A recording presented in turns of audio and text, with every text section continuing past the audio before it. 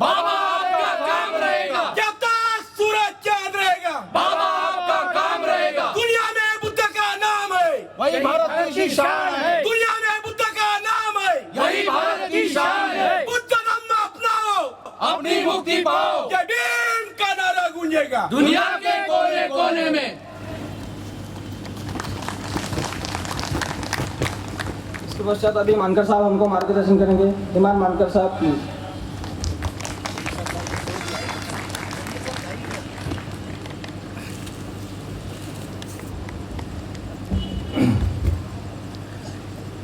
वंदनीय भिक्खु संघ, एकनाथ साळवे जी, मैडम और चंद्रपुर, गढ़चिरौली, नागपुर और तेलंगाना से विशेष तौर पर आए हुए तमाम साथियों, आज का ये डॉक्टर अम्बेडकर और भगवान बुद्ध जयंती का कार्यक्रम और प्रबुद्ध जन सम्मेलन जो है वो चंद्रपुर ज़िले में आयोजित किया जा रहा है। और ये आयोजित करने के पीछे जहाँ बाबा साहब अम्बेडकर और भगवान बुद्ध जयंती को सेलिब्रेट करना ये एक मकसद है, लेकिन इस जयंती में कुछ 2-3 विशेष बातें हम लोगों ने की हैं। मैं समझता हूँ कि उसका जिक्र करना ज़रूरी है। एक तो एक इंस्टीट्यूशन जो है, जो संस्थाएं हैं, हमारी संस्थाएं जो बनी हैं, उनको चलाने में बड़ी दिक्कत होती है, लोग बड़े मेहनत से उसे चलाते हैं। तो ऐसी अच्छी संस्थाओं का प्रोत्साहन करने के लिए एक बुद्ध विहार को चॉइस किया, कुछ क्राइटेरिया लगाए कि कौन से बुद्ध विहार में अच्छा काम होता है, वहाँ धम्म का अच्छा डेवलपमेंट है, वहाँ अच्छे से लोगों को पढ़ाया जाता है, या वहाँ और भी सोशल एक्टिविटीज़ होती है। तो ऐसे क्राइटेरिया को ध्यान में लेके एक बुद्ध विहार को चॉइस किया। उसी तरह बच्चों को इनफॉर्मल स्कॉलरशिप, भले हम पूरी स्कॉलरशिप नहीं दे सकते, पर जो गरीब बच्चे जो अच्छा पढ़ रहे हैं उनमें से 2-3 विद्यार्थियों को जो है वो एक मोटिवेशन के तौर पर जो है वो कुछ इनफॉर्मल स्कॉलरशिप दी जाए। तो इस तरह से जो एक बच्चे को आज यहाँ चॉइस किया गया। और हमारे समाज में क्रिटिसिज्म बहुत ज़्यादा है, लेकिन अप्रिसिएशन बिल्कुल कम है। और हमारे समाज में कुछ लोग अच्छा काम करते अगर देश में, तो उनको मोटिवेट करने के लिए, उनको अप्रिशिएट करने के लिए, रिकॉग्नाइज करने के लिए जो है वो कुछ मैकेनिज्म नहीं है सोसाइटी में।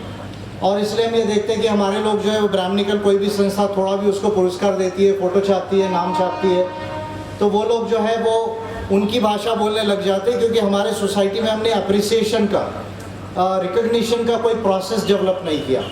तो इसलिए हमने पिछले साल से 2012 से इसको शुरू किया, लेकिन इसको इस बार बड़े पैमाने पर कर रहे हैं। और ऐसे लोग जिन्होंने अपने जीवन में बाबा साहब अम्बेडकर के विचारों से, भगवान बुद्ध के विचारों से समाज और राष्ट्र के लिए कुछ अच्छा कार्य किया है, उन लोगों को रिकॉग्नाइज करने का भी एक अवार्ड सिस्टम हम लोग डेवलप कर रहे हैं। और उसी अवार्ड सिस्टम के तहत आज एकनाथ साळवे जी को जो है यहाँ रिकॉग्नाइज किया गया उनके आजीवन कार्य के लिए। मैं समझता हूँ कि ये 3 विशेष बातें हैं जो इस आयोजन में सराहनीय है।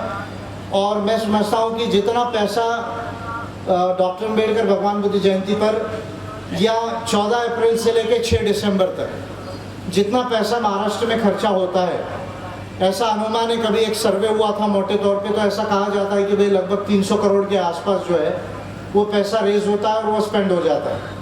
मैं समझता हूँ इसका अगर 50% पैसा भी हम सकारात्मक एक्टिविटीज़ पर लगाए तो हमारी आंदोलन और हमारी जो संस्थाएं हैं वो मजबूत हो सकती है।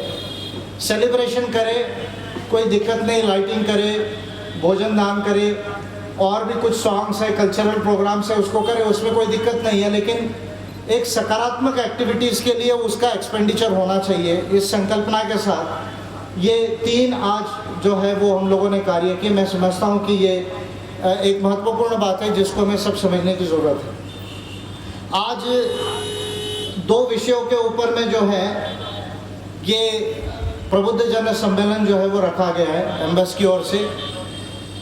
एक भारत का संविधान हमारा राष्ट्रीय ग्रंथ है, और बुद्ध और उनका धम्म और त्रिपिटक ये वैश्विक ग्रंथ है, और इसी से मानव दुख मुक्ति हो सकती है और दुनिया सुखमय हो सकती है। कुछ एक इस तरह का विषय हमने रखा है।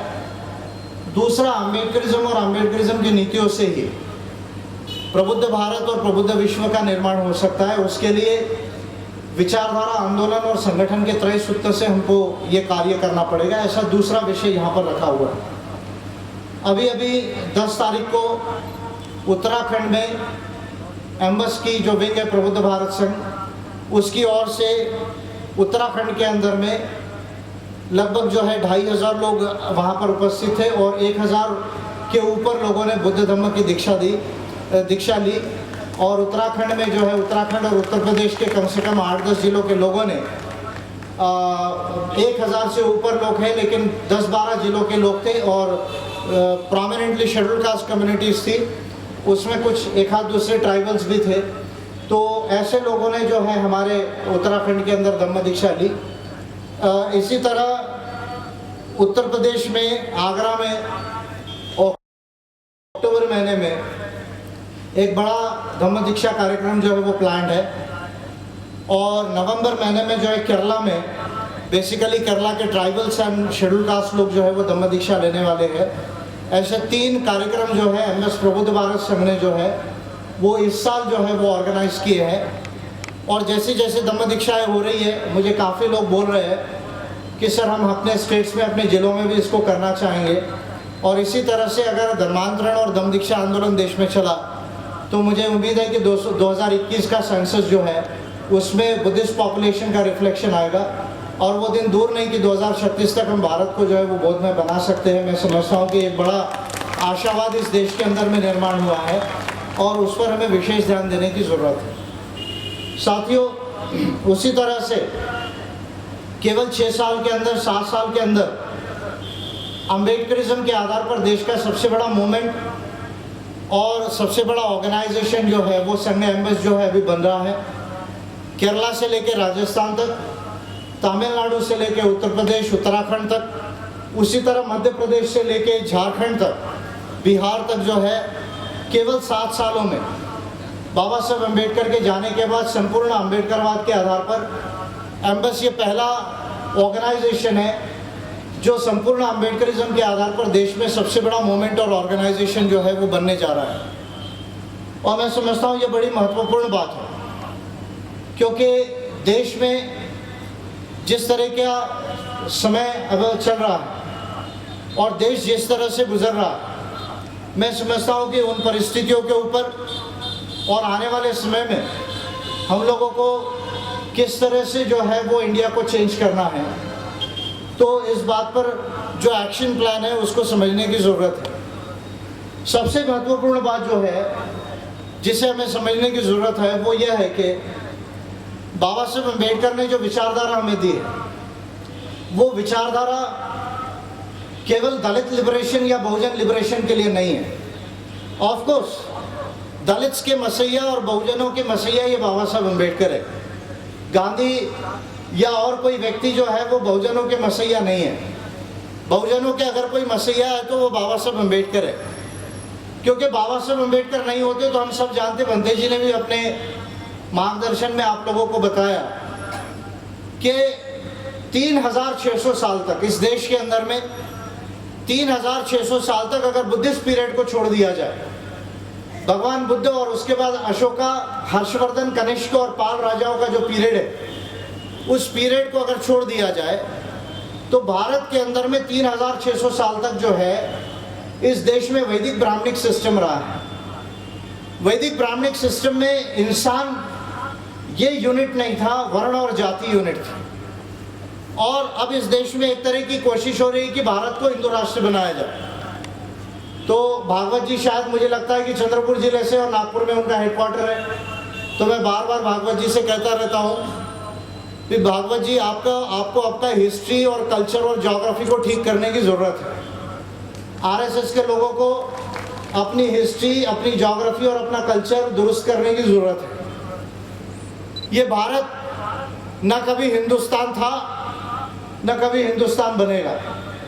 भारत न कभी हिंदू राष्ट्र था, न कभी हिंदू राष्ट्र बनेगा। मैं बार बार ये सवाल पूछ रहा हूँ कि हिंदू आया कहाँ से? ये सिंधु में हिंदू आया कहाँ से? ये भारत भूमि जम्बू द्वीप थी, ये जम्बू द्वीप था, भारत भूमि थी। ये भारत में, जम्बू द्वीप में, सिंधुस्तान में ये हिंदुस्तान आया कहाँ से। इस देश की हिस्ट्री को अगर हम लेते हैं, इस देश की कल्चरल हिस्ट्री को अगर लेते हैं, तो 10,000 साल पहले, आज से लगभग 9 से 10,000 साल पहले भारत की सभ्यता को बनाने वाले ये इस देश के हम लोग हैं। अभी नरेंद्र मोदी जी कहते हैं कि हम स्मार्ट सिटी बनाएंगे। मैंने कहा अच्छी बात है, बनाओ, कोई दिक्कत नहीं है, लेकिन कम से कम ये मत बोलो कि पहले स्मार्ट सिटी बनाने वाले, मोहनजोदड़ो और हड़प्पा को बनाने वाले वो हम इस देश के नागवंशी असुर लोग हैं। इस बात को अगर कोई इस देश में भूल रहा होगा तो मैं समझता हूँ कि उसको उसकी हिस्ट्री और कल्चर को जो है वो दुरुस्त करने की जरूरत है।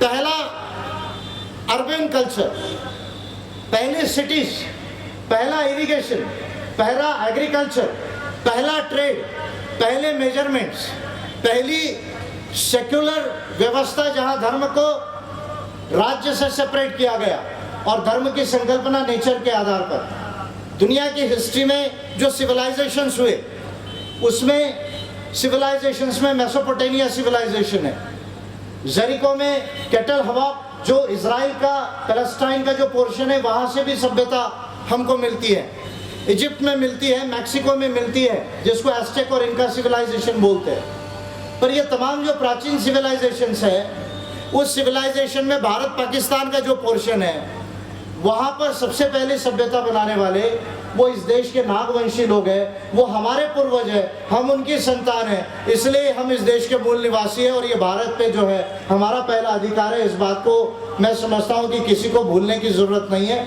और इसको बोलने का समय इस देश में आया हुआ है। लेकिन 3000 से 600 साल तक जो है इस देश के अंदर में जो है वैदिक ब्राह्मणिक सिस्टम चला और लोग कहते हैं कि भाई वेदों के अंदर में बहुत अच्छी बात है। मैं समझता हूँ कि जिन लोगों ने वेदों को सीरियसली पढ़ा होगा उन लोगों को इस बात का एहसास होगा कि वेदों की 90% वेदों के अंदर अगर कुछ लिखा है तो वो केवल नाग, असुरों और आर्यों के बीच में की जो लड़ाई है उस लड़ाई को जो धार्मिक एंगल दिया गया वो सारा का सारा धार्मिक एंगल नाग और असुरों के बीच में एक तरफ और आर्यों के बीच में दूसरी तरफ, इसकी लड़ाई को जो धार्मिक एंगल दिया गया वो धार्मिक एंगल केवल वेदों में आपको मिलेगा। वेदों में इससे ज़्यादा आपको और कहीं कुछ नहीं मिलेगा और सारे लोग इस बात को जानते हैं। वेरियस स्कॉलर्स ने लिखा है, वेदों के अभी ट्रांसलेशंस जो है वो एक जेमिसन एंड ब्रेंटन का ट्रांसलेशन आया है, उसके बाद में प्रसन्ना गौतम का ट्रांसलेशन है, लेटेस्ट ट्रांसलेशन है, जिनको पढ़ना है वो लोग पढ़ सकते हैं। एक अमेरिका से हार्वर्ड यूनिवर्सिटी ने पब्लिश किया, दूसरा जो है भारतीय विद्या भवन ने पब्लिश किया है। मैं नहीं जानता कितने सो कॉल्ड ब्राह्मण्स ने उनको पढ़ा है, क्योंकि आजकल सो कॉल्ड ब्राह्मण्स जो है ज़रा पैसा वैसा बनाने में लगे हुए हैं, इसलिए जो है मैं नहीं जानता कि उन्होंने कितना पढ़ा है, लेकिन मैंने पढ़ा है इसलिए मैं बोल रहा हूँ चैलेंज के साथ में कि सारे लोगों को ये बात मालूम है। वेरियस स्कॉलर्स ने लिखी है ये बात कि ऋग्वेद के अंदर में जो 10वां मंडल है उसका जो 90 जो मंत्र है, 90 जो सूक्त है, उसके 12वें मंत्र के अंदर में जो है वो वर्ण की थ्योरी को जो है रखा गया। ये सारी हिस्ट्री मैं समझता हूँ बहुत सारे लोग इस बात को जानते हैं। आगे जाके मनुस्मृति ने जो कल्चरल लॉ था उसको पीनल लॉ बनाया, यानी वर्ण और जाति के आधार पे वेदों ने, सतपथ ब्राह्मण ने जो फिलॉसफी रखी उस फिलॉसफी को मनुस्मृति ने लॉ बनाया और ये सारा का सारा जो सिस्टम है वो 3600 साल तक इस देश के अंदर में चला। मैं समझता हूँ कि बड़ी महत्वपूर्ण बात है कि बाबा साहब अम्बेडकर ने केवल 36 सालों के अपने आंदोलन में, केवल 36 ईयर्स के अपनी मूवमेंट में जो 3600 साल की वैदिक ब्राह्मणिक व्यवस्था थी उसको डिबेस किया और भारत का कॉन्स्टिट्यूशन जो है वो केवल 4 महीना 20 दिन के अंदर जो है बाबा साहब अम्बेडकर ने ड्राफ्ट किया। जो लोग कहते हैं कि संविधान बनने को 2 साल 11 महीने और 17 दिन लगे, वो टोटल पीरियड कॉन्स्टिट्यूएंट असेंबली का है, लेकिन ड्राफ्टिंग कमेटी ने उतना समय नहीं लिया। केवल 4 महीना 20 दिन के अंदर में जो है बाबा साहब अम्बेडकर ने दुनिया का ग्रेटेस्ट कॉन्स्टिट्यूशन जो है वो ड्राफ्ट किया। और अगर भारत अभी बदल रहा होगा, अगर हम भारत को सुपर पावर बनाने की बात अगर आज इस देश में हो रही है या एक प्रगतिशील राष्ट्र बनाने की बात हो रही है, तो मैं दावे से कहता हूं कि वो केवल बाबा साहब अम्बेडकर का संविधान है जिसके वजह से भारत जो है वो चेंज हो रहा है। इस बात को समझने की जरूरत है। तो हम लोग सब जानते हैं कि बाबा साहब अम्बेडकर ने जो कॉन्स्टिट्यूशन बनाया वो ग्रेटेस्ट है। वो ग्रेटेस्ट क्यों है, इसके ऊपर मैं बार बार कुछ बातें बोलते रहा हूं, लेकिन मैं आज दूसरी बातों के ऊपर में ज़्यादा विवेचन करूंगा। फिर भी भारत का संविधान ग्रेटेस्ट क्यों है, इसके कुछ इंपॉर्टेंट पॉइंट्स मैं समझता हूं कि हमें मालूम होना जरूरी है। भारत का संविधान केवल लेंथीएस्ट ही नहीं है, 395 आर्टिकल्स एंड 8 शेड्यूल्स उसमें थे, अभी वो बढ़ गए हैं, 12 शेड्यूल्स हो गए, आर्टिकल्स भी 405 के आसपास हो गए। केवल वो लेंथीएस्ट है इसलिए वो ग्रेटेस्ट नहीं है। भारत का संविधान ग्रेटेस्ट क्यों है, उसकी 8-10 चीजें जिसे हमें समझने की जरूरत है। कौन सी वो चीजें हैं जो केवल भारत के संविधान में हमें मिलेगी, जो दुनिया के और कोई संविधान में नहीं मिलती।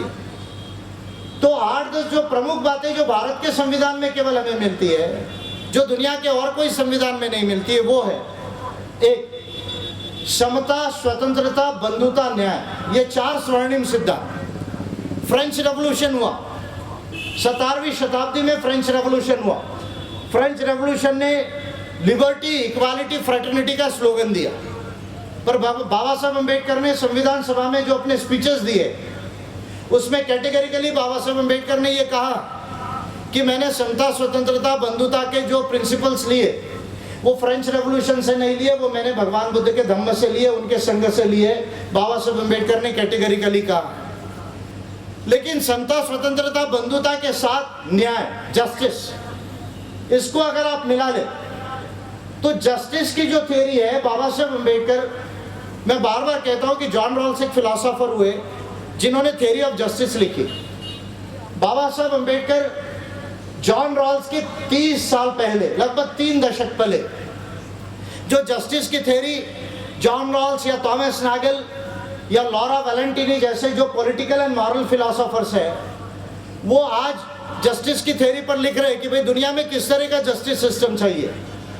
न्याय यानी वो नहीं जो केवल सुप्रीम कोर्ट या हाई कोर्ट या डिस्ट्रिक्ट कोर्ट से होता है। न्याय की संकल्पना यानी ऐसी सामाजिक, आर्थिक, सांस्कृतिक और धार्मिक व्यवस्था को और राजनीतिक व्यवस्था को बनाना जहां पर डिस्क्रिमिनेशन ना हो, जहां पर डेप्रिवेशन ना हो, यानी ऐसी सामाजिक, आर्थिक, राजनीतिक व्यवस्था को बनाना, धार्मिक और सांस्कृतिक व्यवस्था को बनाना जहां अन्याय का सोर्स ना हो, ये जस्टिस की थ्योरी है। जस्टिस यानी वो नहीं जो केवल सुप्रीम कोर्ट या हाई कोर्ट करता है, इसे हमें समझने की जरूरत है। मैं समझता हूँ दुनिया में जॉन रॉल्स के 30 साल पहले बाबा साहब अम्बेडकर वो पहले पॉलिटिकल एंड मॉरल फिलोसोफर है जिन्होंने जस्टिस की थ्योरी को प्रपाउंड किया। और केवल जस्टिस की थ्योरी को प्रपाउंड ही नहीं किया, जस्टिस के आधार पे मॉडर्न वर्ल्ड कैसे बनाया जा सकता है, आधुनिक वर्ल्ड बनाने के लिए जस्टिस की जरूरत है। जिन्होंने राइटिंग एंड स्पीचेस बाबा साहब अम्बेडकर के पढ़े हो, वॉल्यूम नंबर 3 में फिलॉसफी ऑफ हिंदुइज्म, ये बड़ा डिटेल आर्टिकल बाबा साहब अम्बेडकर ने लिखा है। Philosophy of Hinduism, Hindu social order, it's essential features and it's essential principles, ऐसे वॉल्यूम नंबर 3 के अंदर में, जैसे आप वॉल्यूम ओपन करेंगे, इंग्लिश का मैं कह रहा हूँ, हिंदी का नहीं, उसमें बाबा साहब के ये राइटिंग्स आपको मिलेंगे। उसमें अगर आप बारकाई से अगर पढ़ेंगे तो बाबा साहब अम्बेडकर दुनिया के पहले पॉलिटिकल एंड मॉरल फिलोसोफर हैं जो ये कह रहे हैं कि सेकेंड वर्ल्ड वॉर के बाद, पर्टिकुलरली बाबा साहब अम्बेडकर ये कह रहे हैं कि अब दुनिया को आधुनिक दुनिया बनाने की ज़रूरत है, और अगर दुनिया को आधुनिक दुनिया बनाना है तो वो दुनिया केवल न्याय के आधार पर बनाई जा सकती है। और इसलिए सेकेंड वर्ल्ड वॉर के बाद हमको ऐसी मॉडर्न दुनिया बनाने का प्रोविजन करना चाहिए। इसके लिए दुनिया की कैपिटलिस्ट कंट्रीज और कम्युनिस्ट कंट्रीज ने कैपिटलिज्म और कम्युनिज्म के अंदर की जो बुरी बातें हैं उसको छोड़ के एक नया डेमोक्रेटिक वर्ल्ड ऑर्डर बनाने की आवश्यकता है। ऐसी महान पॉलिटिकल फिलॉसफी और मॉरल फिलॉसफी दुनिया में अगर किसी ने दी हो तो वो पहले political and moral philosopher doctor Baba Saheb Ambedkar है। इसे हमें समझने की ज़रूरत है, जिसको मैं समझता हूँ कि आज जिनका इंटरनेशनल डिस्कोर्स हो रहा है जस्टिस पर, वो लोग इस बात को जानेंगे कि बाबा Saheb Ambedkar is the Pioneer of the principle of justice and the modern world in the world. तो 4 स्वर्णिम सिद्धांत, समता, स्वतंत्रता, बंधुता, न्याय, चारों अगर एक साथ किसी एक संविधान में अगर मिलेंगे तो वो आपको अमेरिका के संविधान में नहीं मिलेंगे, फ्रांस के संविधान में नहीं मिलेंगे, ब्रिटेन के रिटन और अनरिटन कॉन्स्टिट्यूशन जो भी है उसमें आपको नहीं मिलेंगे, जर्मनी के कॉन्स्टिट्यूशन में नहीं मिलेंगे, जापान के कॉन्स्टिट्यूशन में नहीं मिलेंगे। वो एकमात्र कॉन्स्टिट्यूशन है और वो कॉन्स्टिट्यूशन है द कॉन्स्टिट्यूशन ऑफ इंडिया। ये एक पहली महत्वपूर्ण बात है जिसकी वजह से इंडियन कॉन्स्टिट्यूशन ग्रेट है। दूसरा, भारत के संविधान में ऑफकोर्स बहुत सारे संविधानों में मूलभूत अधिकारों का कंसेप्ट होता है, ज्याला आपण मूलभूत हक्क म्हणतो, पर मूलभूत अधिकारों के साथ ह्यूमन राइट्स की फिलॉसफी, ह्यूमन राइट्स की संकल्पना, अगर किसी ने ह्यूमन राइट्स की थ्योरी को पढ़ा हो तो universal declaration of human rights जो है वो 10 दिसंबर 1948 को डिक्लेयर हुआ, यानी 10 दिसंबर 1948 को ह्यूमन राइट्स डिक्लेयर हुआ। और बाबा साहब अम्बेडकर 21 फरवरी 1948 को, यानी लगभग 8 महीना पहले, जो ड्राफ्ट कॉन्स्टिट्यूशन बाबा साहब अम्बेडकर ने संविधान सभा को दिया, उसके प्रियम्बल में, उसकी प्रस्तावना में बाबा साहब अम्बेडकर ने एक वर्ड यूज किया है, dignity of individual, dignity of individual. Now those scholars और those students who are studying human rights in the world, they know this fact that the whole philosophy of human rights is based on the dignity of individual, यानी मानव की गरिमा, इसके आधार पर पूरी human rights की philosophy based है। तो मैं समझता हूं कि भारत का संविधान वो पहला संविधान है दुनिया में जिसने मानव अधिकारों की फिलॉसफी को अपने प्रियम्बल में इनकॉर्पोरेट किया। और बाबा साहब अम्बेडकर आर्थिक और सामाजिक अधिकार और सांस्कृतिक अधिकारों को मूलभूत अधिकार बनाना चाहते थे, जिसका कॉन्स्टिट्यूशनल आर्गुमेंट उन्होंने स्टेट्स एंड माइनॉरिटीज में किया। लेकिन मैं बार बार इस बात पर बोल चुका हूं कि जेपी कृपलानी और नेहरू के वजह से, जिनको मैं पंडित नहीं कहता, पंडित कहने का मतलब होता है कि हम ये मान रहे कि वो ब्राह्मण है, वो श्रेष्ठ है, इसलिए मैं ब्राह्मणों को, तथाकथित ब्राह्मणों को पंडित नहीं कहता। बार बार कहता हूं, मैं नेहरू को पंडित नहीं कहता, तिलक को लोकमान्य नहीं कहता, और सावरकर को वीर नहीं कहता, और गांधी को महात्मा भी नहीं कहता। These are all caste related terminologies, cultural imposition है। उस कल्चरल इम्पोजिशन को हमने रिजेक्ट करना चाहिए और अपनी स्वयं की डिक्शनरी को डेवलप करने की जरूरत है मूवमेंट के लैंग्वेज की।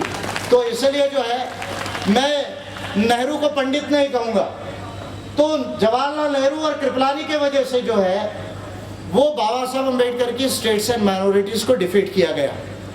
उस स्टेट्स एंड माइनॉरिटीज का अगर कॉन्स्टिट्यूशनल आर्ग्यूमेंट अगर आप पढ़ेंगे तो हमें ये बात नजर आएगी कि बाबा साहब अम्बेडकर ने जो आर्थिक अधिकार है, जैसे फॉर एग्जांपल आज right to food, right to shelter, right to social security, ये जो अधिकार है, खाने का अधिकार, शेल्टर यानी आवास का अधिकार, सोशल सिक्योरिटी यानी सामाजिक सुरक्षा का अधिकार, these are all fundamental rights in the different constitutions of the world. आज अभी ये जनधन योजना और social security provident fund pension prime minister की आ रही है।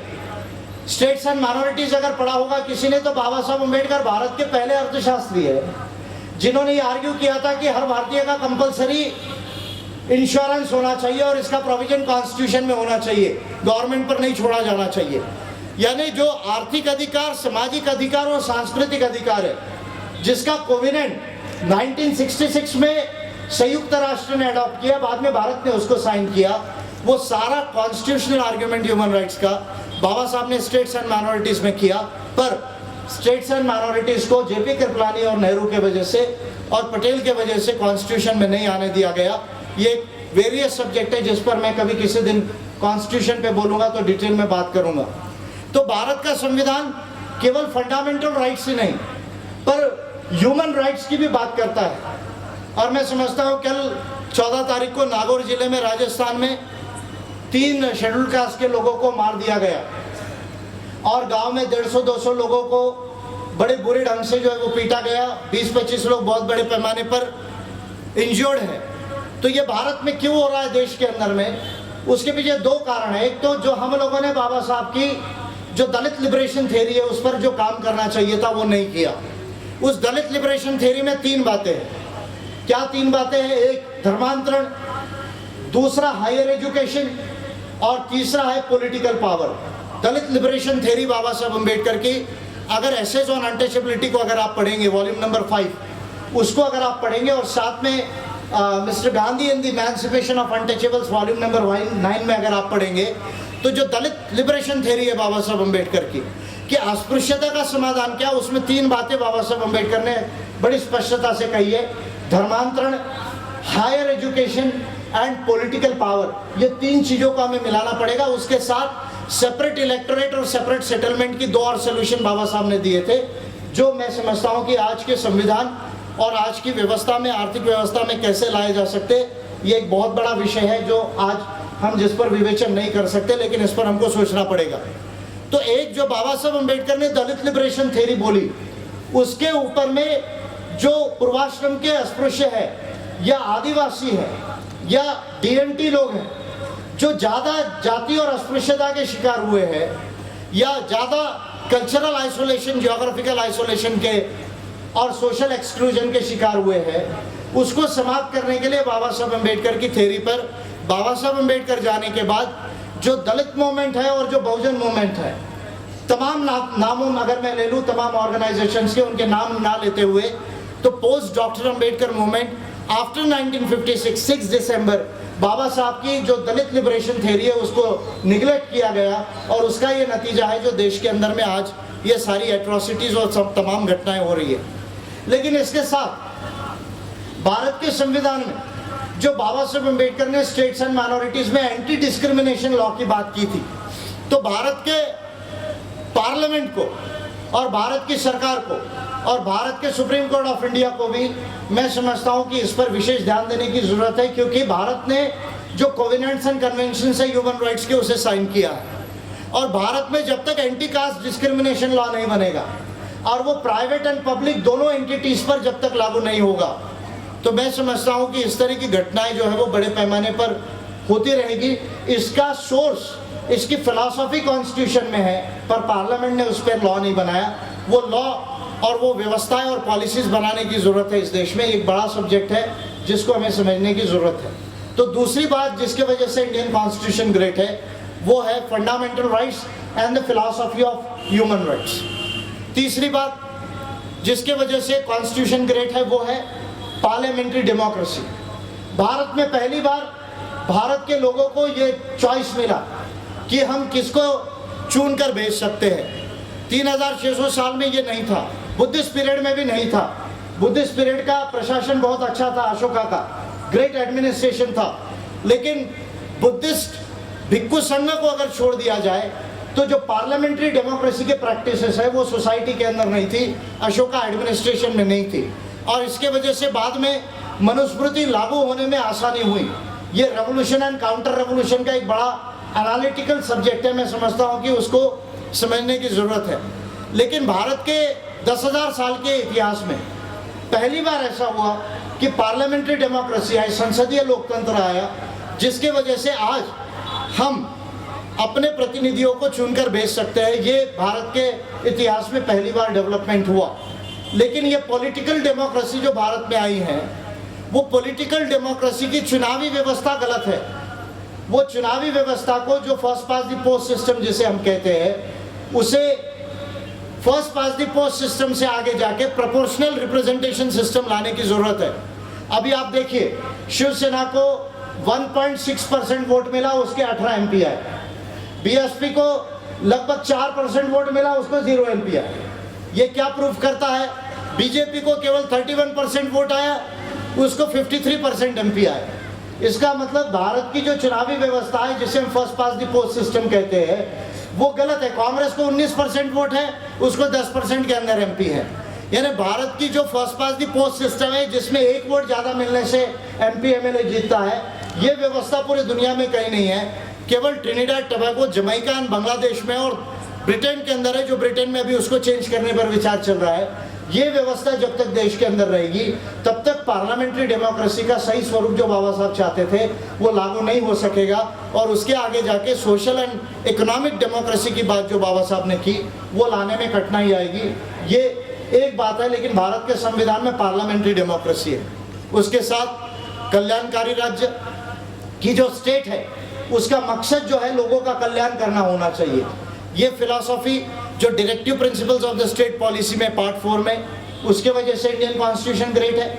उसके साथ independence of judiciary, CAG and election commission of India, जो 3 हमारी संस्थाएं हैं, एक high courts and supreme courts, दूसरा इलेक्शन कमीशन ऑफ इंडिया, तीसरा कंट्रोलर एंड ऑडिटर जनरल, ये 3 जो ऑफिसर्स है, जो संस्थाएं हैं, वो उसका प्रोविजन हमारे भारत के संविधान में है, इसलिए भारत का संविधान ग्रेट है। इसके साथ साथ फ्लेक्सिबल फेडरलिज्म यानी संघीय लौचिक संघीय प्रणाली, ये भारत के संविधान में इसका प्रोविजन है, इसलिए भारत का संविधान ग्रेट है। और इसके साथ साथ reservation and special protections and right to self rule, जो SC ST OBC को आरक्षण का अधिकार, और उसके अलावा आदिवासियों को 5वीं सूची और 6वीं सूची का स्वयं शासन और मालकियत का जो अधिकार है, वो भी भारत के संविधान में आपको एक साथ मिलेगा। इतनी सारी चीजें, दुनिया का एक कॉन्स्टिट्यूशन आप उठाओ, आपको कहीं नजर नहीं आएगी। और इसलिए मैं कहता हूं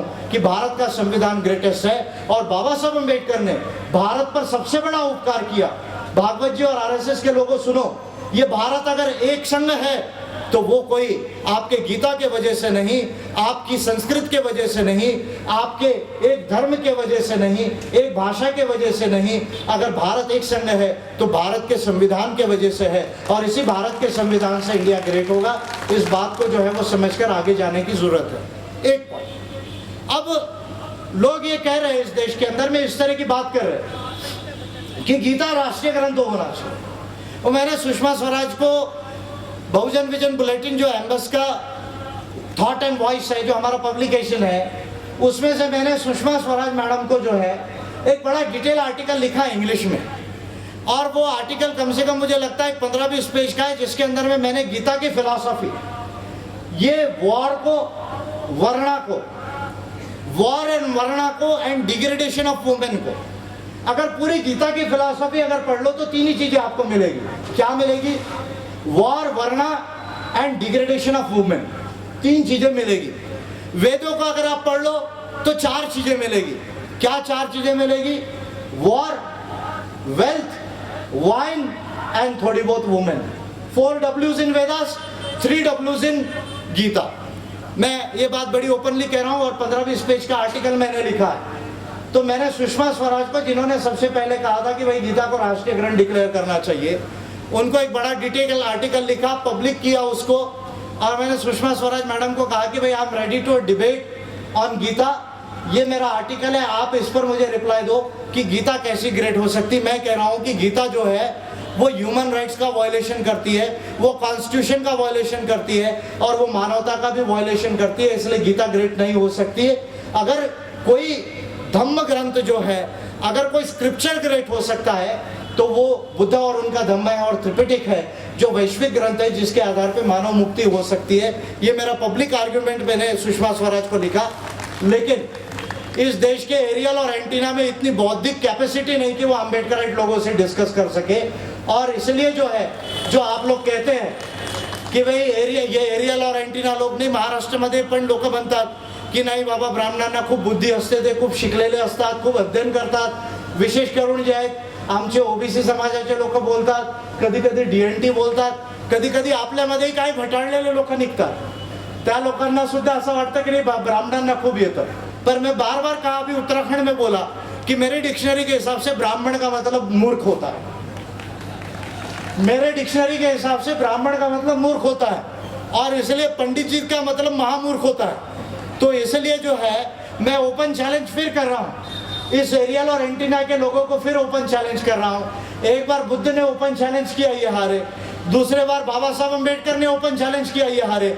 तीसरे बार शायद इसलिए ये सोच रहे हैं कि विजय मानकर हमको ओपन चैलेंज कर रहा है, हमको चैलेंज लेना नहीं है, क्योंकि तीसरे बार भी हारने का समय इस देश में आ रहा है। इसलिए एक भी RSS का व्यक्ति, बीजेपी का व्यक्ति या कांग्रेस का व्यक्ति विजय मानकर से डिबेट करने के लिए नेशनल टेलीविजन पर तैयार नहीं हो रहा है। ये शो करता है कि अम्बेडकरिज्म जो है वो कितना पावरफुल है, और अगर हम अम्बेडकराइट हो जाए तो हमको इस देश में और दुनिया में कोई हरा नहीं सकता। ये एक महत्वपूर्ण बात है।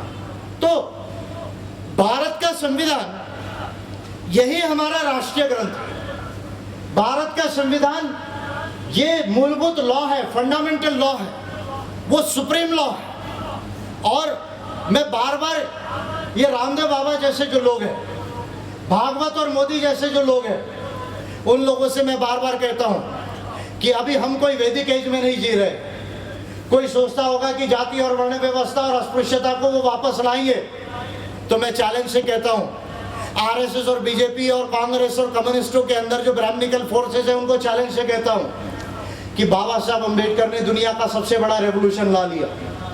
3600 साल की वैदिक ब्राह्मणिक व्यवस्था को ध्वस्त कर दिया।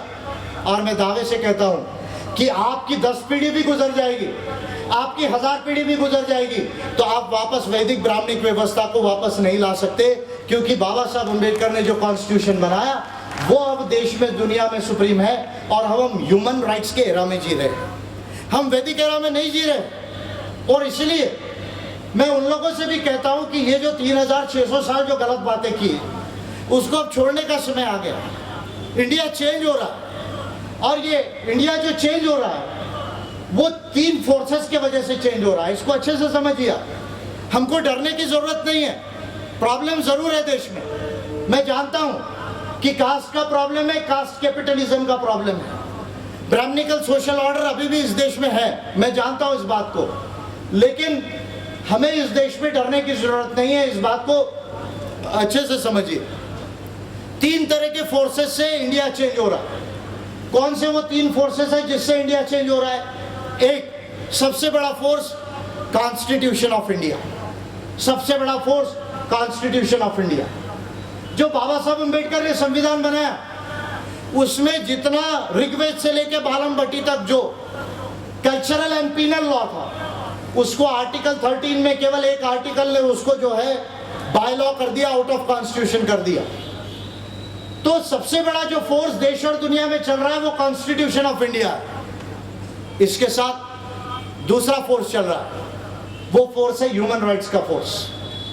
जिन लोगों ने बारकाई से अध्ययन किया होगा, अभी आपको ये मालूम होगा कि भारत में जो क्रिश्चियंस और मुस्लिम्स पर अटैक हो रहे हैं, तो यूएस गवर्नमेंट ने जो रिलीजियस फ्रीडम लॉ को एनैक्ट किया है, यूएस कांग्रेस ने, और यूरोपियन यूनियन पार्लियामेंट ने जो रिलीजियस फ्रीडम लॉ को बनाया है, उसके तहत भारत को ग्रेड 2 में रखा हुआ है। ग्रेड 2 में यानी भारत के अंदर अगर धार्मिक स्वतंत्रता का वायलेशन इससे ज्यादा अगर होता है तो भारत के ऊपर में आर्थिक और पॉलिटिकल सैंक्शंस जिस तरह ईरान पर लगे, ईरान पर सीवियर लगे, पर ये जितने ज्यादा होगा उतना ज्यादा सैंक्शन लगने की जो है वो डर है। तो इसलिए अगर आप कहते हैं कि सही में हमें राष्ट्र की चिंता है, तो मैं आप लोगों से ये कहता हूं कि ये जो उन्माद, जो धर्म के आधार पर, हिंदुत्व के आधार पर आप जो उन्माद इस देश में लाना चाहते हैं, उस उन्माद को बंद करो।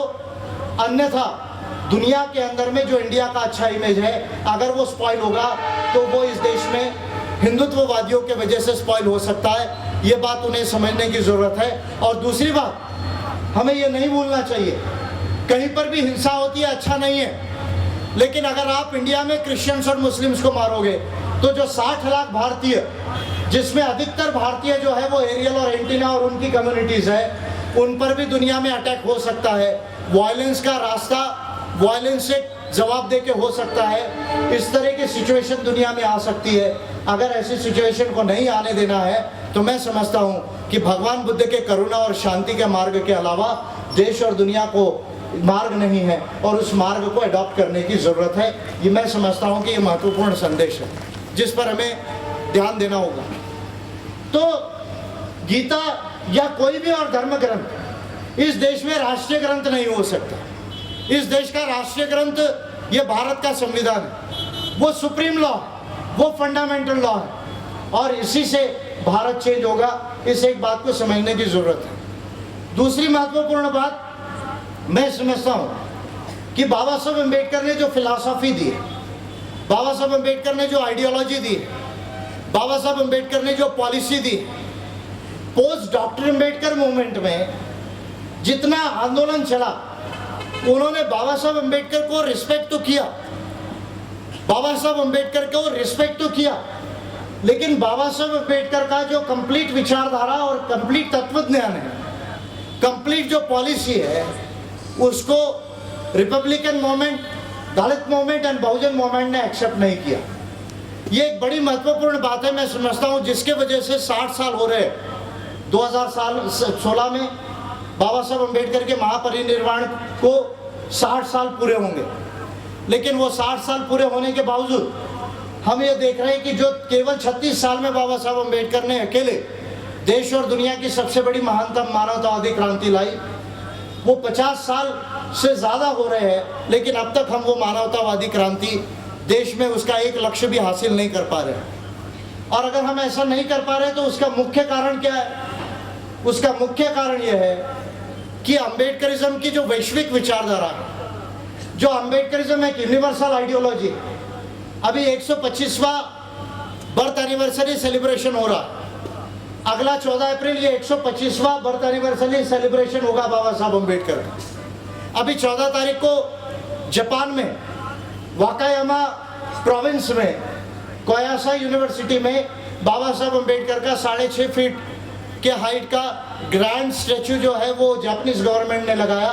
मैं समझता हूँ कि ये एक इंडिकेशन है कि दुनिया के अंदर वेरियस कंट्रीज जो है वो बाबा साहब अम्बेडकर को रिगार्ड पे कर रहे हैं। मैं इस बात पर हमें विशेष ध्यान देने की आवश्यकता है। यूरोप और अमेरिका, जिसको हम वेस्टर्न वर्ल्ड कहते हैं, उस वेस्टर्न वर्ल्ड में बाबा साहब अम्बेडकर को सबसे ज़्यादा पढ़ा जा रहा है। किस लिए पढ़ा जा रहा है? वेस्टर्न वर्ल्ड में बाबा साहब अम्बेडकर को इसलिए पढ़ा जा रहा है, या चाहे कोलंबिया विश्वविद्यालय हो, या कनाडा की फ्रेजर यूनिवर्सिटी हो, या जापान की कोयासा यूनिवर्सिटी हो, या लंदन स्कूल ऑफ इकोनॉमिक्स हो, या ब्रिटिश म्यूजियम हो, इस तरह की जो इंस्टीट्यूशंस है जहां बाबा साहब अम्बेडकर की पोर्ट्रेट्स या स्टेच्यूज हमें मिलेंगी, ये सारा का सारा इसलिए हमें नज़र आ रहा है क्योंकि अब दुनिया इस बात को मान रही है, कम ज़्यादा तौर पर इस बात को मान रही है कि मार्क्स की फिलॉसफी, या जिसको हम वेस्टर्न फिलॉसफी कहते हैं, पाश्चिमात्य दर्शन जिसको हम कहते हैं, जो राउसो, वोल्टायर, मिल से लेके, कैंट से लेके, हेगल से लेके, स्पिनोजा से लेके, बर्ट्रैंड रसल से लेके, जॉन रॉल्स से लेके नागल तक, जो वेस्टर्न फिलॉसफी है, वो वेस्टर्न फिलॉसफी से दुनिया में चेंज नहीं आ सकता। उसमें कहीं कुछ कमियां हैं। इस एक बात के ऊपर में दुनिया का ध्यान आ रहा है, और इसलिए मैं बार बार कहता हूँ, क्या कहता हूँ? मैं बार बार एक बात को कहता हूँ कि आज मार्क्स दुनिया के फिलॉसफर नहीं है। अगर दुनिया के कोई फिलॉसफर है तो वो बाबा साहब अम्बेडकर है। इस बात को हमें समझने की जरूरत है। बाबा Saheb Ambedkar is the philosopher of the world today, he is the greatest intellectual of the world today. इस बात को हमें समझने की जरूरत है। आपकी तालियां थोड़ी कम बज रही है, थोड़ा डाउट हो रहा है या कुछ लग रहा है, आप लोगों को लग रहा है कि भाई सही बोल रहे हैं, नहीं बोल रहे। अभी मैं आपको एक महत्वपूर्ण बात बताता हूं। दुनिया के अंदर कार्ल मार्क्स ने 40 साल, आप देखिए बाबा साहब अम्बेडकर ग्रेटेस्ट कैसे, इसका मैं आपको रीजनिंग दे रहा हूं। मैं केवल स्लोगन नहीं दे रहा हूं, रीजनिंग दे रहा हूं। क्या रीजनिंग है? कार्ल मार्क्स ने 40 साल अध्ययन किया, ब्रिटिश म्यूजियम में 40 साल अध्ययन किया, इंडिया ऑफिस लाइब्रेरी में 40 साल अध्ययन किया। उसके बाद कार्ल मार्क्स ने अपने मित्र के साथ, फ्रेडरिक एंजल्स के साथ मिलकर, जिसको हम मार्क्सिज्म कहते हैं या कम्युनिज्म कहते हैं, वो विचारधारा दी। उसके 2 डॉक्यूमेंट है, Das Kapital and communist manifesto. 40 साल कार्ल मार्क्स को अध्ययन करने के बावजूद फ्रेडरिक एंजल्स की जरूरत पड़ी। उसके बाद जाके मार्क्सिज्म या कम्युनिज्म की विचारधारा दी। एक महत्वपूर्ण बात। दूसरा, मार्क्स स्वयं अपनी विचारधारा से दुनिया को कन्विंस नहीं कर सके। जहां उन्होंने प्रेडिक्ट किया कि ब्रिटेन में सबसे पहले रेवोल्यूशन आएगा, यूरोप में सबसे पहले रेवोल्यूशन आएगा, वो रेवोल्यूशन वो नहीं ला सके। वो रेवोल्यूशन रशिया में आया। उस रेवोल्यूशन को लाने के लिए मार्क्स को लेनिन की जरूरत पड़ी। बाद में वो रेवोल्यूशन चाइना में गया, वहां माओ की जरूरत पड़ी। यानी मार्क्स ने 40 साल अध्ययन करके मार्क्सिज्म दिया। उस मार्क्सिज्म को लिमिटेड लेवल पर सक्सेस करने के लिए लेनिन और माओ की जरूरत पड़ी। लेकिन हम क्या देखते हैं कि 40 साल बाबा साहब अम्बेडकर ने भी अध्ययन किया। कोलंबिया यूनिवर्सिटी में 1916 से लेके 1956 तक बुद्धायन इस धम्मा लिखने तक 40 साल बाबा साहब अम्बेडकर ने भी अध्ययन किया। लेकिन बाबा साहब अम्बेडकर को अम्बेडकरिज्म के तत्व ज्ञान को देने के लिए किसी फ्रेडरिक एंजल्स की जरूरत नहीं पड़ी। महत्वपूर्ण बात है, इसको ध्यान दीजिए। बाबा साहब अम्बेडकर को अम्बेडकरिज्म की विचारधारा को देने के लिए किसी फ्रेडरिक एंजल्स की जरूरत नहीं पड़ी। सॉरी टू से, महात्मा फुले और कबीर को गुरु बोला, लेकिन महात्मा फुले और कबीर के विचारों की भी जरूरत बाबा साहब अम्बेडकर को नहीं पड़ी। विशेष ध्यान दीजिए, मैं थोड़ा सा एनालिटिकल और क्रिटिकल बोल रहा हूं। बाबा साहब अम्बेडकर बुद्ध की फिलॉसफी और बुद्ध के फिलॉसफी के साथ जो उन्होंने आधुनिक दर्शन दिया है धम्म का, तो 40 साल में बाबा साहब अम्बेडकर को किसी फेडरिक एंजल्स की जरूरत नहीं पड़ी अम्बेडकरिज्म की विचारधारा देने के। और इसके साथ अम्बेडकरिज्म को यशस्वी करने के लिए, दुनिया का सबसे बड़े रेवोल्यूशन लाने के लिए बाबा साहब अम्बेडकर को किसी लेनिन या माओ की भी जरूरत नहीं पड़ी। बाबा साहब अम्बेडकर ने स्टडी भी किया, बाबा साहब अम्बेडकर ने फिलॉसफी भी दी और उस फिलॉसफी के आधार पर सिंगल हैंडेडली दुनिया का सबसे बड़ा रेवोल्यूशन भी लाया। अगर ऐसा उदाहरण अगर आप दुनिया के कहीं पर भी धरातल पर देखेंगे तो आपको भारत के सिवा कहीं नजर नहीं आएगा। और इसलिए मैं कहता हूं कि बाबा साहब अम्बेडकर ये दुनिया के फिलॉसफर है और उनका रेवोल्यूशन ये दुनिया का सबसे बड़ा revolution. And therefore we have to pay attention to what doctor Ambedkar has said.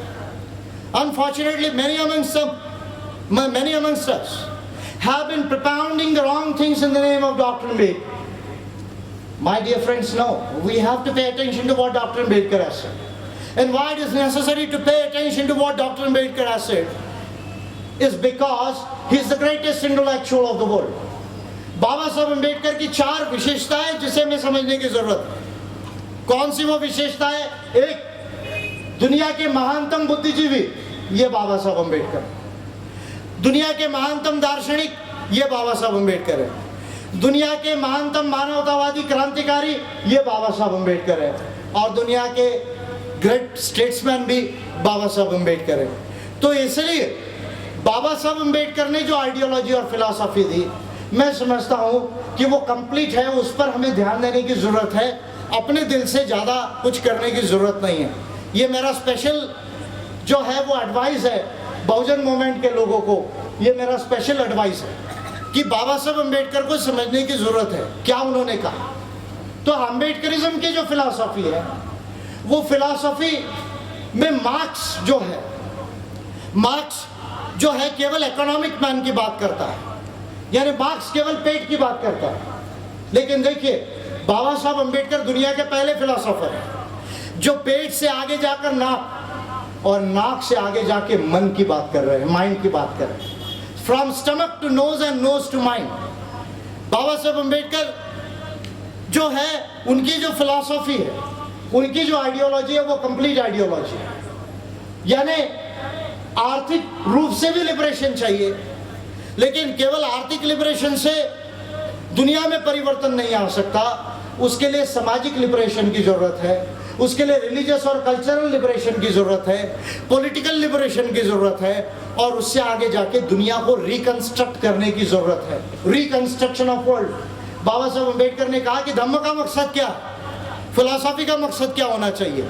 तो फिलॉसफी का मकसद ईश्वर और आत्मा को ढूंढना नहीं, ये जो यूनिवर्स है, ये जो अंतरिक्ष है वो कैसे बना कैसे बिगड़ा इसको ढूंढना नहीं, या क्या सही है क्या गलत है उस पे चर्चा वाद विवाद केवल करना, ये फिलॉसफी या धम्म का मकसद नहीं होना चाहिए। दुनिया की पुनर्रचना करना, रिकंस्ट्रक्शन ऑफ वर्ल्ड, ये फिलॉसफी या धम्म का लक्ष्य होना चाहिए। तो इसलिए अम्बेडकरिज्म जो है उसमें 5 चीजें हैं जिसको हमें समझने की जरूरत है। कौन सी वो 5 चीजें? एक, समता प्लस स्वतंत्रता प्लस बंधुता प्लस न्याय प्लस धम्म इज इक्वल टू अम्बेडकरिज्म। ये फॉर्मूला जो है इसको हमें हरदम ध्यान में रखने की जरूरत है। Equality plus liberty plus fraternity plus justice plus dhamma is equal to Ambedkarism. Dhamma is equal to humanism is equal to Ambedkarism. Ambedkarism ये मानवतावाद है, ये धम्म है। इस दूसरी बात को हमें ध्यान में रखने की जरूरत है। और 5 गोल्स हैं अम्बेडकरवाद के जिसे हमें हासिल करना होगा। हम बहुत ज़्यादा हिस्ट्री को डिस्कस करते हैं, नहीं, हिस्ट्री डिस्कस करना अच्छी बात है, कोई बुरी बात नहीं है, I am not against it. Baba Saheb ने भी कहा था कि those who do not know their history cannot create history.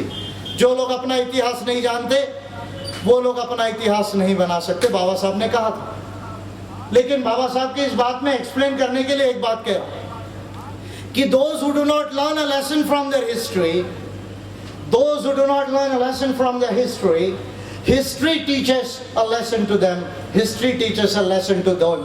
जो लोग अपने इतिहास से सबक नहीं सीखते, वो फिर इतिहास उन्हें सबक सिखाता है, इतिहास फिर उन्हें सबक सिखाता है. और इसलिए जिन्हें इतिहास बनाना है उन्हें हिस्ट्री को समझकर प्रेजेंट में एक्शन करना होगा, फ्यूचर को ध्यान में रखते हुए. जिन्हें इतिहास बनाना है उन्हें इतिहास को समझते हुए वर्तमान में प्रेजेंट में एक्शन करना होगा, भविष्य को ध्यान में रखते हुए. और इसलिए जब हम बाबा साहब अम्बेडकर और भगवान बुद्ध के धम्म को, विचारधारा को डिस्कस करते हैं, उनकी महान मानवतावादी क्रांति को डिस्कस करते हैं, बहुत अच्छी बात है हम उस क्रांति को डिस्कस करें. लेकिन जो उन्होंने दुनिया को पुनर्रचना करने का, प्रबुद्ध भारत और प्रबुद्ध विश्व बनाने का जो लक्ष्य हमें दिया है, वो हम कैसे हासिल कर सकते हैं, मैं समझता हूं इस बात पर ज्यादा ध्यान देने की जरूरत है. This is a very important point जिस पर हमें ध्यान देने की जरूरत है. तो अम्बेडकरिज्म के 5 लक्ष्य, क्या 5 लक्ष्य है जिन्हें हमें हासिल करना होगा. एक, अगर समता, स्वतंत्रता, बंधुता, न्याय, ये जो 4 सिद्धांत है, स्लोगन नहीं, अगर इन 4 स्वर्णिम सिद्धांतों को अगर हमें साकार करना है, अगर हमें यथार्थ बनाना है, तो हमें संवैधानिक अधिकार एवं संरक्षण की आवश्यकता है. संवैधानिक अधिकार एवं संरक्षण की आवश्यकता है. ये पहला लक्ष्य है अम्बेडकरिज्म का, जिस पर हमें एक्शन करने की जरूरत है. यानी शॉर्ट में अगर मैं आपसे कहूं तर 2 गोष्टी कराव्या लागणार. काय 2 गोष्टी कराव्या लागणार. एक, बाबासाहेब आंबेडकरांनी जे ग्रेटेस्ट कॉन्स्टिट्यूशन आम्हाला दिलं, त्या ग्रेटेस्ट कॉन्स्टिट्यूशनचं इम्प्लिमेंटेशन आपण कसं करू शकतो, त्याच्याकडे लक्ष द्यावे लागणार. आणि दुसरी गोष्ट, जे बाबासाहेब आंबेडकर कॉन्स्टिट्यूशन मध्ये आणू इच्छित होते, जे स्टेट्स आणि मायनॉरिटीज मध्ये कृपलानी आणि नेहरूंनी त्यांना आणू दिलं नाही, ती गोष्ट आपण कॉन्स्टिट्यूशन मध्ये फंडामेंटल राईट्सच्या पार्ट मध्ये, ह्यूमन राईट्स मध्ये कसं आणू शकतो, त्याच्यावर आपल्याला विशेष लक्ष देणं गरजेचं आहे. संविधान का केवल गुणगान करके कॉन्स्टिट्यूशन का इम्प्लीमेंटेशन पूर्णतः नहीं होगा. कॉन्स्टिट्यूशन का इम्प्लीमेंटेशन होता है पार्लियामेंट से और सुप्रीम कोर्ट से, असेंबली और हाई कोर्ट से. जब तक हम पार्लियामेंट और सुप्रीम कोर्ट में नहीं जाएंगे, असेंबली और हाई कोर्ट्स में नहीं जाएंगे, और इसके साथ कॉन्स्टिट्यूशन का इम्प्लीमेंटेशन डिपेंड करता है, जिसको बाबा साहब अम्बेडकर ने 2 बातें कही, constitutional morality and public conscience, यानी संवैधानिक नैतिकता. जिस देश के लोगों में संवैधानिक नैतिकता है और साथ में पब्लिक कंसाइंस है, यानी देश में कहीं पर भी कुछ गलत हो रहा है, संवैधानिक बात नहीं हो रही है, मानवतावादी बात नहीं हो रही है, उसके खिलाफ उठकर खड़ा होना, खड़े होकर रिवोल्ट करना, ये जो कैरेक्टरिस्टिक्स है नागरिकों में, वो जब तक देश में नहीं आएगा तब तक कॉन्स्टिट्यूशन का इम्प्लीमेंटेशन नहीं हो सकता. Constitutional morality and public conscience और पार्लियामेंट, असेंबली और सुप्रीम कोर्ट और हाई कोर्ट, ये 4 चीजें जो है हमें ध्यान रखने की जरूरत है. तो पहला लक्ष्य अम्बेडकरिज्म, क्या लक्ष्य है कि समता, स्वतंत्रता, बंधुता, न्याय, इनको अगर यथार्थ बनाना है, इनको अगर रियल बनाना है, मीनिंगफुल बनाना है, तो संवैधानिक अधिकार एवं संरक्षण की जरूरत है. This is the first goal of Ambedkarism. What is the second goal of Ambedkarism? Ambedkarism का सेकंड गोल है एनालिसिस ऑफ कास्ट. अभी आरएसएस की अखिल भारतीय प्रतिनिधि सभा ने 2 महीने पहले नागपुर के अंदर में ऐसा रिजोल्यूशन पास किया. क्या रिजोल्यूशन पास किया? रिजोल्यूशन पास किया कि भाई हम भारत से अस्पृश्यता को कम करने के लिए एक शमशान, एक कुआं और एक मंदिर बनाएंगे. मैं आरएसएस के लोगों को कहता हूं, यार कितना दिमाग है आपको. ठक्कर बाबा का हरिजन एमेलियोरेशन प्रोग्राम जाके पढ़ो, गांधी के हरिजन सेवक संघ में ठक्कर बाबा का भी इसी तरह का प्रोग्राम था. एक कुआं, एक मंदिर या एक शमशान बनाने से जाति का बीजनाश नहीं होगा. नरेंद्र मोदी जी ने बुद्ध जयंती के अंदर बड़ी तारीफ की भगवान बुद्ध की, और हमारे लोगों भी शायद मुझे लगता है कि कुछ खुश हो गए होंगे कि नरेंद्र मोदी ने जो है वो भगवान बुद्ध की बहुत तारीफ की. जियो पॉलिटिक्स के लिए, जियो स्ट्रेटेजी के लिए बुद्ध का नाम ले रहे हैं. क्योंकि एशिया पावर बनने वाला है। एशिया क्यों पावर बनेगा? क्योंकि चाइना और भारत ये दुनिया की 33% आबादी है। जापान, कोरिया जैसे जो देश है, ताइवान जैसे जो देश है, श्रीलंका, थाईलैंड, बर्मा, कंबोडिया जैसे जो देश है, वो भगवान बुद्ध को मानते हैं। पिछले बार मोदी जी जापान में गए और जापान में जाकर उन्होंने जापान के लोगों से कहा, अभी चाइना में भी गए थे, तो जापान के लोगों से कहा कि भाई मैं बुलेट ट्रेन बनाना चाहता हूँ। तो जापान के लोगों ने कहा अच्छी बात है, आप बुलेट ट्रेन बनाना चाहते बनाइए, हम आपको बना के देंगे। नरेंद्र मोदी जी ने कहा कि ठीक है, बुलेट ट्रेन तो आप हमें बना कर देंगे, लेकिन उसके लिए थोड़ा पैसा भी दे दो। जापान के लोगों ने कहा ठीक है, हम आपको पैसा भी देते हैं, क्योंकि जापान का जीडीपी 3 गुना ज़्यादा, 3.25 गुना भारत से। भारत के जीडीपी से जापान का जीडीपी ये 3.25 गुना ज़्यादा है, और जापान की पॉपुलेशन केवल 1,27,00,000 है, उत्तराखंड के बराबर। तो जापान के लोगों ने कहा ठीक है, हम देते हैं आपको, पैसा भी देंगे बुलेट ट्रेन के लिए। फिर मोदी जी ने कहा वो ऐसी बात है कि हमारी गंगा बहुत मैली हो गई है। तो मुझे याद पड़ता है एक पिक्चर बनी थी, वो पिक्चर का नाम था राम तेरी गंगा मैली। एक पिक्चर बनी थी, मंदाकिनी कोई हीरोइन थी, वो उसमें वो आई थी। तो मैं कभी कभी सोचता हूँ यार, कहीं गंगा इसलिए तो मैली नहीं है क्योंकि इस देश में मानने वाले बहुत लोग हैं उनको, जिनका नाम से पिक्चर बनी थी। तो जो भी हो, फिर जापान के लोगों ने कहा हम आपकी गंगा को भी साफ करके देंगे। फिर नरेंद्र मोदी जी ने गीता को निकाला और जापान के लोगों को प्रेजेंट दिया। तो जापान के लोगों ने कहा मोदी जी से, मोदी जी ये क्या है? तो वो कहने लगे हमारी गीता है। तो जापान के लोगों ने मोदी जी से कहा, मोदी जी अभी आप स्मार्ट सिटी बनाने की बात कर रहे हैं, हमारे लिए मदद के लिए आए। बुलेट ट्रेन मांग रहे हैं, हमारे लिए आए। गंगा आपकी साफ करने के लिए हमारे पास आए मदद के लिए। और आप जानते हैं कि आप हमारे पास मदद के लिए आए, आप हमें गीता दे रहे, इस गीता का हम क्या करेंगे? आज आप स्मार्ट सिटी बनाने की बात कर रहे हैं। हमने हिरोशिमा नागासाकी में एटम बम गिरने के बावजूद जापान को दूसरा इकोनॉमिक पावर बना दिया। आप जानते क्यों? क्योंकि हमने गीता को नहीं, भगवान बुद्ध के धम्मों को जो है वो फॉलो किया। हमने भगवान बुद्ध के धम्मों को फॉलो किया। तो मैंने नरेंद्र मोदी जी को अपील की फेसबुक से, आज फिर कर रहा हूं, उत्तराखंड में फिर कहा मैंने, केदारनाथ, बद्रीनाथ और हरिद्वार और हल्द्वानी क्या के जो जितने सब वहीं बैठे हुए, और इसलिए हिमालय में भूकंप ज्यादा आ रहा है आजकल और बाढ़ ज्यादा आ रही है। मैंने कहा कि भाई आप एंटी नेचुरल काम करोगे। राहुल संस्कृत्यान जी ने कहा था नेपाल के लोगों को, हम उनके साथ हैं, जो लोग मरे उनके प्रति हमारी मंगल कामना है, मानवतावादी लोग हैं। लेकिन राहुल संस्कृत्यान जी का एक बात याद आता है, उन्होंने कहा था कि नेपाल के लोग बोले नासमझ है, त्यांना मूर्ख म्हटलं होतं। राहुल संस्कृत्यान ने कहा अरे इतने बड़े महामानव बुद्ध यहाँ पैदा हुए बोले, और ये पता नहीं कहाँ जाके वेद और इसको मान रहे हैं। और मैं समझता हूँ राहुल संस्कृत्यान जी की भविष्यवाणी सही हो रही है, और इसलिए दे झटके पे झटका, झटके पे झटका जो है वो नेपाल में आ रहा है। तो इसलिए जो है खैर नेचर है, बार बार नेचर कह रहा है कि there is no god, there is no god. मंदिर टूट रहे, मूर्तियां टूट रही है, भक्त मर रहे, पुरोहित मर रहे, there is no god. Nature बार बार संकेत दे रहा है। लेकिन कुछ लोग ऐसे ये दुनिया में कि जो इंसान का शोषण करने के लिए, मानसिक गुलामी के लिए धर्म की गलत संकल्पना को चेंज नहीं करना चाह रहे। मैं समझता हूँ कि उनको नेचर के संदेश को पहले समझ लेना चाहिए, अन्यथा 21वीं सदी चेंज होने ही वाली है और ये भगवान बुद्ध और बाबा साहब अम्बेडकर की सदी होने वाली है। इसका संकेत अब नेचर भी जो है वो देने लगा है। अगर आप समझ जाओ तो आपका कल्याण होगा, अदरवाइज आप अंधेरी हिस्ट्री में जाने वाले। तो मैंने मोदी जी से कहा, भागवत जी से कह रहा हूँ कि भैया दो बात करो। आप बहुत नाम ले रहे हैं आजकल भगवान बुद्ध, बाबा साहब अम्बेडकर का। आरएसएस ने बाबा साहब के ऊपर एक विशेषांक भी छापा है, और वो विशेषांक में थोड़ी तो पढ़ाई की होती है।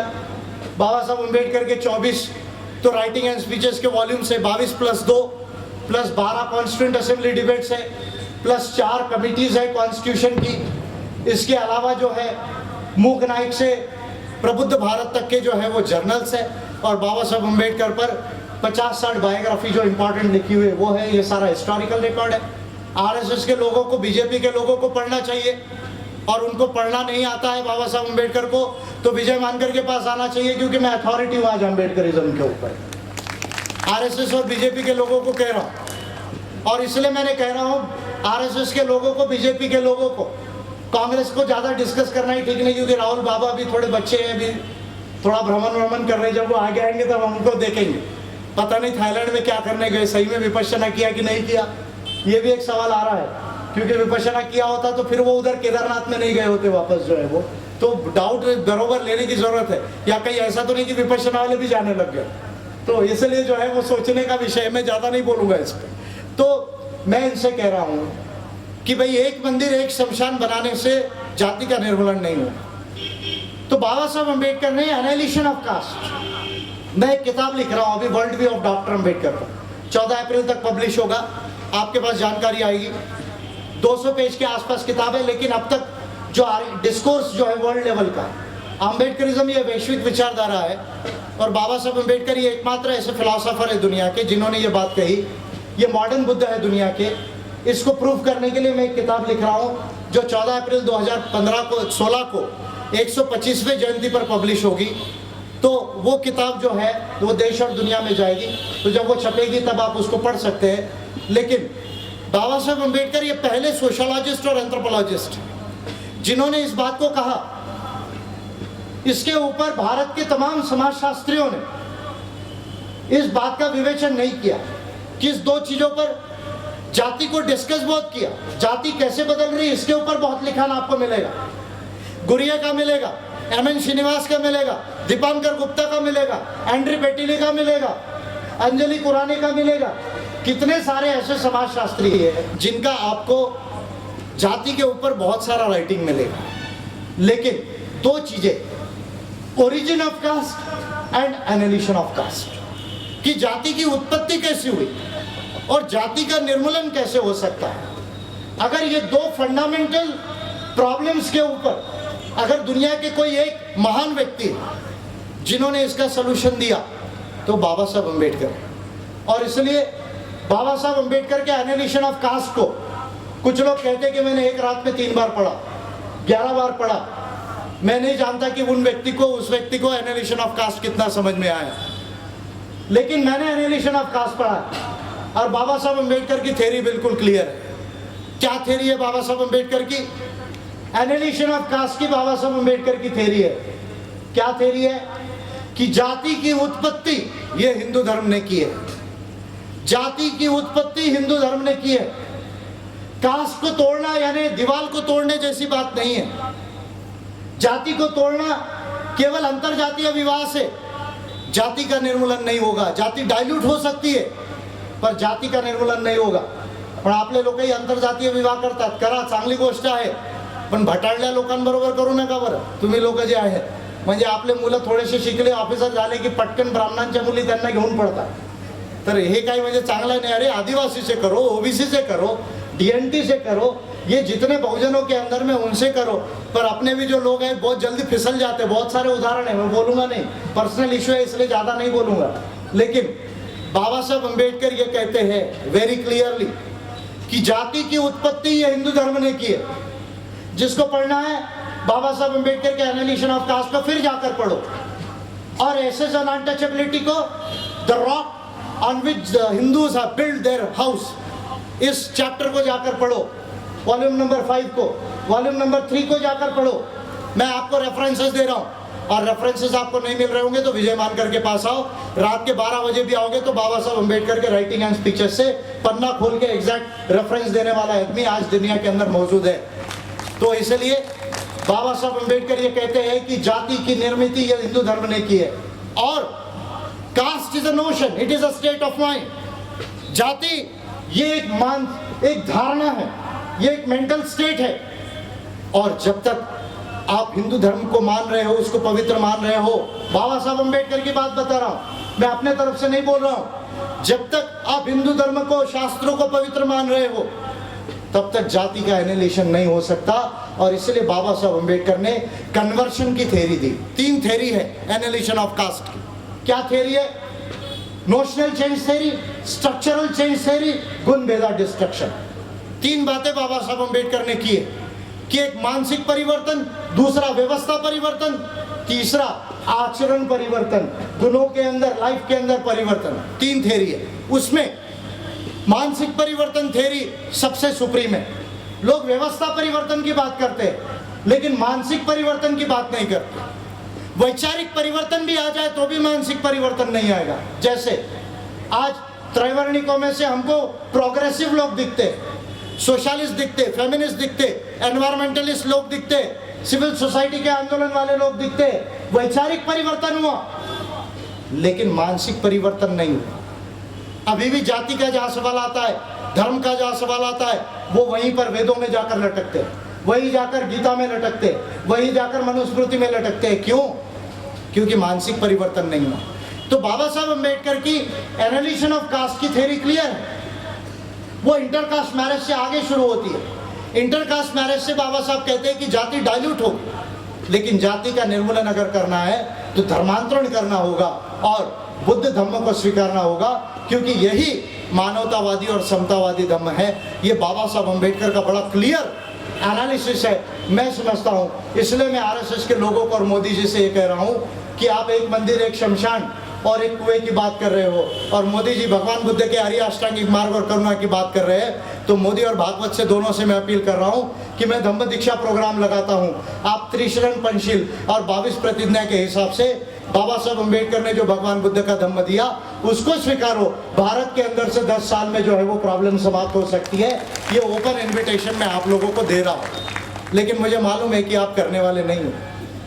मैं हिस्ट्री जानता हूँ, मैं रेवोल्यूशन एंड काउंटर रेवोल्यूशन को जानता हूँ। तो बाबा साहब अम्बेडकर के विचारधारा अम्बेडकरिज्म का दूसरा लक्ष्य है analysis of caste and creation of an ideal society, ideal democratic society. Bharat में समाज नहीं, भारत में जातियां हैं, और इसलिए भारत राष्ट्र नहीं है। कौन कहता है ये राष्ट्र? भारत में बाबा साहब अम्बेडकर का 25 नवंबर 1949 का संविधान सभा का स्पीच, उसमें बाबा साहब ने क्लियरली कहा कास्ट आर एंटी नेशनल। और भारत एक राष्ट्र नहीं, पर अगर राष्ट्र बनना है तो बंधुता, फ्रैटर्निटी की आवश्यकता है। We are required to build a fraternity in India. तो इसलिए दूसरा लक्ष्य है एनालिसिस ऑफ कास्ट और आदर्श समाज की निर्मित करना। तीसरा कास्ट इकोनॉमी और क्लास इकोनॉमी, जाति की अर्थव्यवस्था, वर्ग की अर्थव्यवस्था, जिसको मैं शॉर्ट में कहता हूं आज जातीय पूंजीवाद। भारत में पूंजीवाद नहीं, भारत में क्रोनी कैपिटलिज्म भी नहीं, भारत में कास्ट कैपिटलिज्म है। तो भारत की जाति की अर्थव्यवस्था और वर्ग की अर्थव्यवस्था, कास्ट कैपिटलिज्म को बदलकर इकोनॉमिक डेमोक्रेसी की प्रस्तावना करना। अब देखिए, आप मजे की बात देखिए, भारत की अर्थव्यवस्था, आज भारत में 5% लोगों के पास 38% संपत्ति है देश में। 10% अगर भारत के टॉप लोगों को निकाल लिया जाए तो 60% संपत्ति उनके पास है, और भारत के 60% लोगों के पास केवल 13% संपत्ति है। भारत के 10% लोगों के पास 60 नहीं 55% संपत्ति है आज के स्टैटिस्टिक्स के हिसाब से। और भारत जीडीपी के मामले में 10वें नंबर पर है, लेकिन पर कैपिटा इनकम हर एक व्यक्ति के पास कितना पैसा है, इसके मामले में 88 रैंक पर है। तो भारत के अंदर में जो गरीबी है, जो पिछड़ापन है, या जो सामाजिक आर्थिक विषमता है, वो कास्ट कैपिटलिज्म के वजह से। तो तीसरा लक्ष्य अम्बेडकरिज्म का जाति की अर्थव्यवस्था और वर्ग की अर्थव्यवस्था को बदलकर भारत में आर्थिक लोकतंत्र को लाना, ये तीसरा लक्ष्य अम्बेडकरिज्म है। चौथा क्या लक्ष्य है? चौथा लक्ष्य है बहुजन समाज को मानवतावाद के लिए शासन करती जमात बनाना, गवर्निंग क्लास बनना है। क्लास केवल एमएलएमपी नहीं, केवल गवर्नमेंट नहीं, गवर्निंग क्लास बनना। गवर्निंग क्लास बनना ये क्वालिटी है और एक इंस्टीट्यूशनलाइजेशन भी है। केवल एमएलएमपी बनने से, गवर्नमेंट बनने से कोई गवर्निंग क्लास नहीं बनता। जिन्होंने ये सोचा आज उनकी सत्ता गई, उनकी सत्ता आएगी नहीं आएगी ये मैं नहीं जानता, लेकिन बाबा साहब अम्बेडकर का ये लक्ष्य है। क्या लक्ष्य है? कि बहुजन समाज को मानवतावाद की प्रस्तावना के लिए शासन करती जमात बनाना, ये चौथा लक्ष्य है अम्बेडकरिज्म का। और पांचवा लक्ष्य है भारत को प्रबुद्ध भारत बनाना। ऐसे 5 लक्ष्य हैं। अगर इन 5 लक्ष्यों को मैं 2 बड़े कार्यों में समराइज कर लूं, 2 बड़े कार्य, अम्बेडकरिज्म के 2 बड़े कार्य जो हमको करना है, सिर्फ बोलना नहीं है, करना है। और वो कैसे कर सकते हैं वो मैं बताऊंगा आपको। जो हमको करना है, देश को अम्बेडकराइट रेवोल्यूशन की जरूरत है, देश को अम्बेडकराइट रेवोल्यूशन की जरूरत है, अम्बेडकरियन एनलाइटनमेंट की जरूरत है। क्या करना पड़ेगा? दो बड़े काम, एक भारत को बौद्धमय बनाना, दूसरा अम्बेडकराइट गवर्नमेंट बना के पॉलिसी ऑफ अम्बेडकरिज्म को लागू करना। These are the two things. दो काम हमें करने होंगे। क्या करना होगा? पहला काम, भारत को बौद्धमय बनाना होगा। तो बाबा साहब अम्बेडकर की जो बड़ी इंपॉर्टेंट एस्पेक्ट्स है, जो Buddhist movement in India blueprint, Burma में 1954 में 4 दिसंबर को बाबा साहब ने जो ब्लूप्रिंट दिया, और दूसरा Buddha and the future of his religion, जो मई 1950 का भाषण है बाबा साहब अम्बेडकर का, उसमें बाबा साहब ने भारत बौद्ध में कैसा होगा इसका प्लानिंग दिया। मैं समझता हूं कि बाबा साहब अम्बेडकर जाने के बाद उस प्लानिंग पर काम होना चाहिए था। लेकिन मुझे दुख है इस बात का कि कुछ लोगों ने कहा कि पहले हम प्राइम मिनिस्टर बनेंगे फिर बुद्धिज्म लेंगे।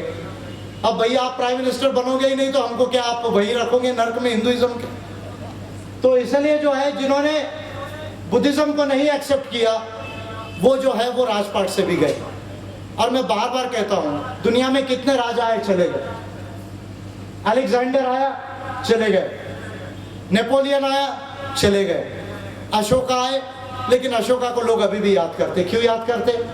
महत्वपूर्ण बात है, क्योंकि अशोका ने भगवान बुद्ध की नीति को गवर्नेंस में अडॉप्ट किया, उसके आधार पे पॉलिसी को अपने प्रशासन में इंप्लीमेंट करके लोगों के जीवन में बदलाव लाया। इसलिए सम्राट कई हुए, राजा कई हुए, लेकिन अशोका को दुनिया आज भी याद रखती है। इस बात से सबक सीखना चाहिए।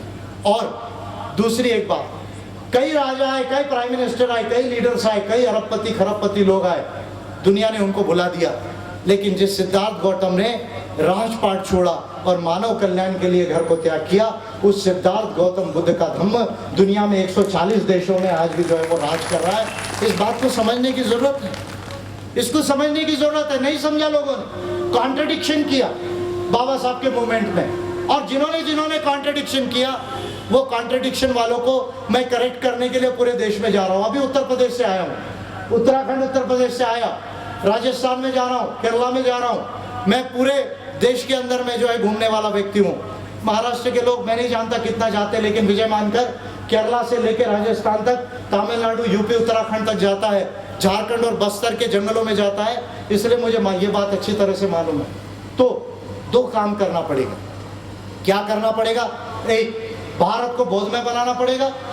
दूसरा, अम्बेडकराइट सरकार बना के पॉलिसी ऑफ अम्बेडकरिज्म को लागू करना पड़ेगा।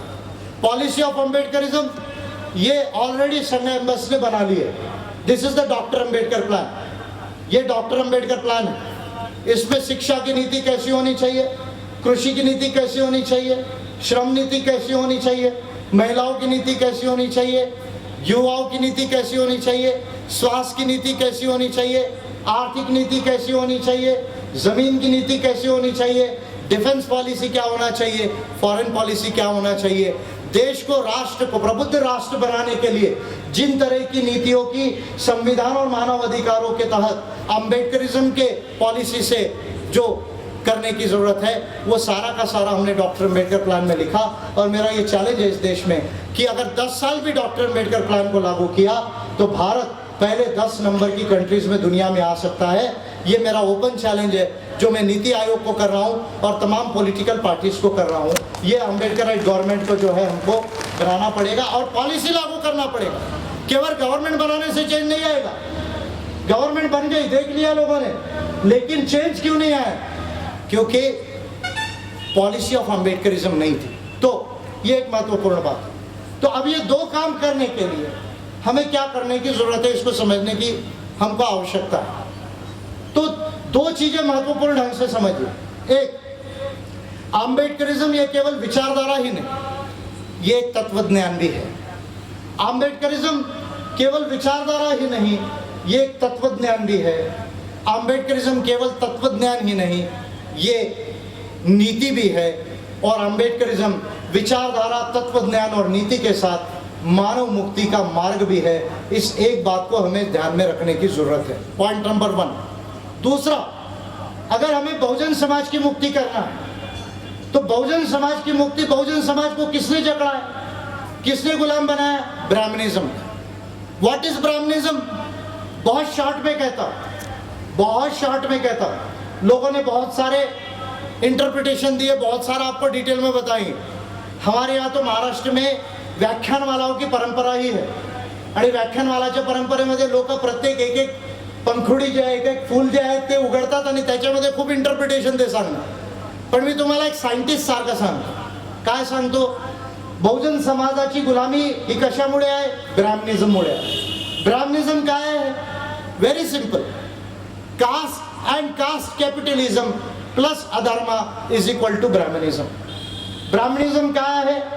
जाती आणि जातीय पुंजीवाद प्लस अधर्म, याला जर आपण मिळवलं तर ते ब्राह्मणवाद होतं। म्हणजे जर तुम्हाला ब्राह्मणिझमला किल करायचं आहे, ब्राह्मणवादाला जर किल करायचं आहे, तर 3 गोष्टी तुम्हाला संपवाव्या लागणार ह्या देशामध्ये।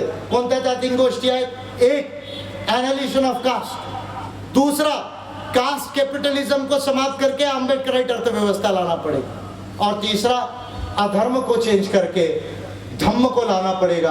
अगर ये 3 काम हम करते हैं, जाति को समाप्त करते हैं, जातीय पूंजीवाद को समाप्त करते हैं और अधर्म को चेंज करके धम्म लाते हैं, तो मैं समझता हूं कि ब्राह्मणिज्म समाप्त होगा, ब्राह्मणिकल सोशल ऑर्डर समाप्त होगा और बहुजन समाज की मुक्ति होगी। ये पहला प्रिपोजिशन ध्यान में रखने की जरूरत है। दूसरा, अगर बहुजन समाज को मुक्त करना, भारत को बौद्धमय बना, भारत को प्रबुद्ध भारत बनाना और प्रबुद्ध विश्व की निर्मित अगर करनी है, तो ये काम बगैर अम्बेडकरिज्म के नहीं हो सकता। इस एक बात को हमें ध्यान में रखने की जरूरत है। नाउ महाराष्ट्र के अंदर हम बहुत सारी बातें करते हैं, महाराष्ट्र के लोगों को बेसिक अंडरस्टैंडिंग भी है, लेकिन उसके बावजूद बाबा साहब की विचारधारा देश और दुनिया में ग्रेटेस्ट है। पर इसके बावजूद पिछले 60 सालों का लगभग हमारा अनुभव बाबा साहब जाने के बाद क्या है, 2016 में हो जाएंगे, तो पिछले 60 सालों का 59 इयर्स का हमारा एनालिसिस ये है कि हम लोग बाबा साहब ने जो ग्रेटेस्ट रेवोल्यूशन लाया उसका एक गोल भी अचीव नहीं कर पा रहे। Why? What is the reason? उसके रीजन है 2 कारण। एक कि हम बाबा साहब को बहुत मानते हैं, बहुत मानते हैं। मुझे वामन दादा कर्डक की एक कविता बार बार याद आती है और मैं कभी कभी बोलता हूँ की भीमा तुझ्या मताचे जर 5 लोक असते, तलवारीच्या त्याचे न्यारेच टोक असते, वाणीत भीम आहे करणीत भीम असता, वर्तन तुझ्या पिल्याचे जर सारेच चोख असते, भीमा तुझ्या मताचे जर 5 लोक असते, तलवारीच्या त्याचे न्यारेच टोक असते। आपने ताली बजाई, पर आपकी तलवार की धार वैसी है क्या? क्यों? तो मैं बार बार सुनता, मैं नासिक में भी बहुत बड़ा काम है, नासिक में भी एम्बस का बहुत बड़ा काम है, मराठवाड़ा में, और इधर मैं जाता हूँ खानदेश में, जलगांव में, पूरे नागपुर चंद्रपुर में हमारे गायक लोग हैं, शेर लोग हैं, शेर शायरी वाले ज़्यादा हो गए आजकल। तो इसलिए जो है मैं बार बार सोचता था कि यार वामन दादा कर्डक ने बोला तो सही है, गलत तो नहीं है।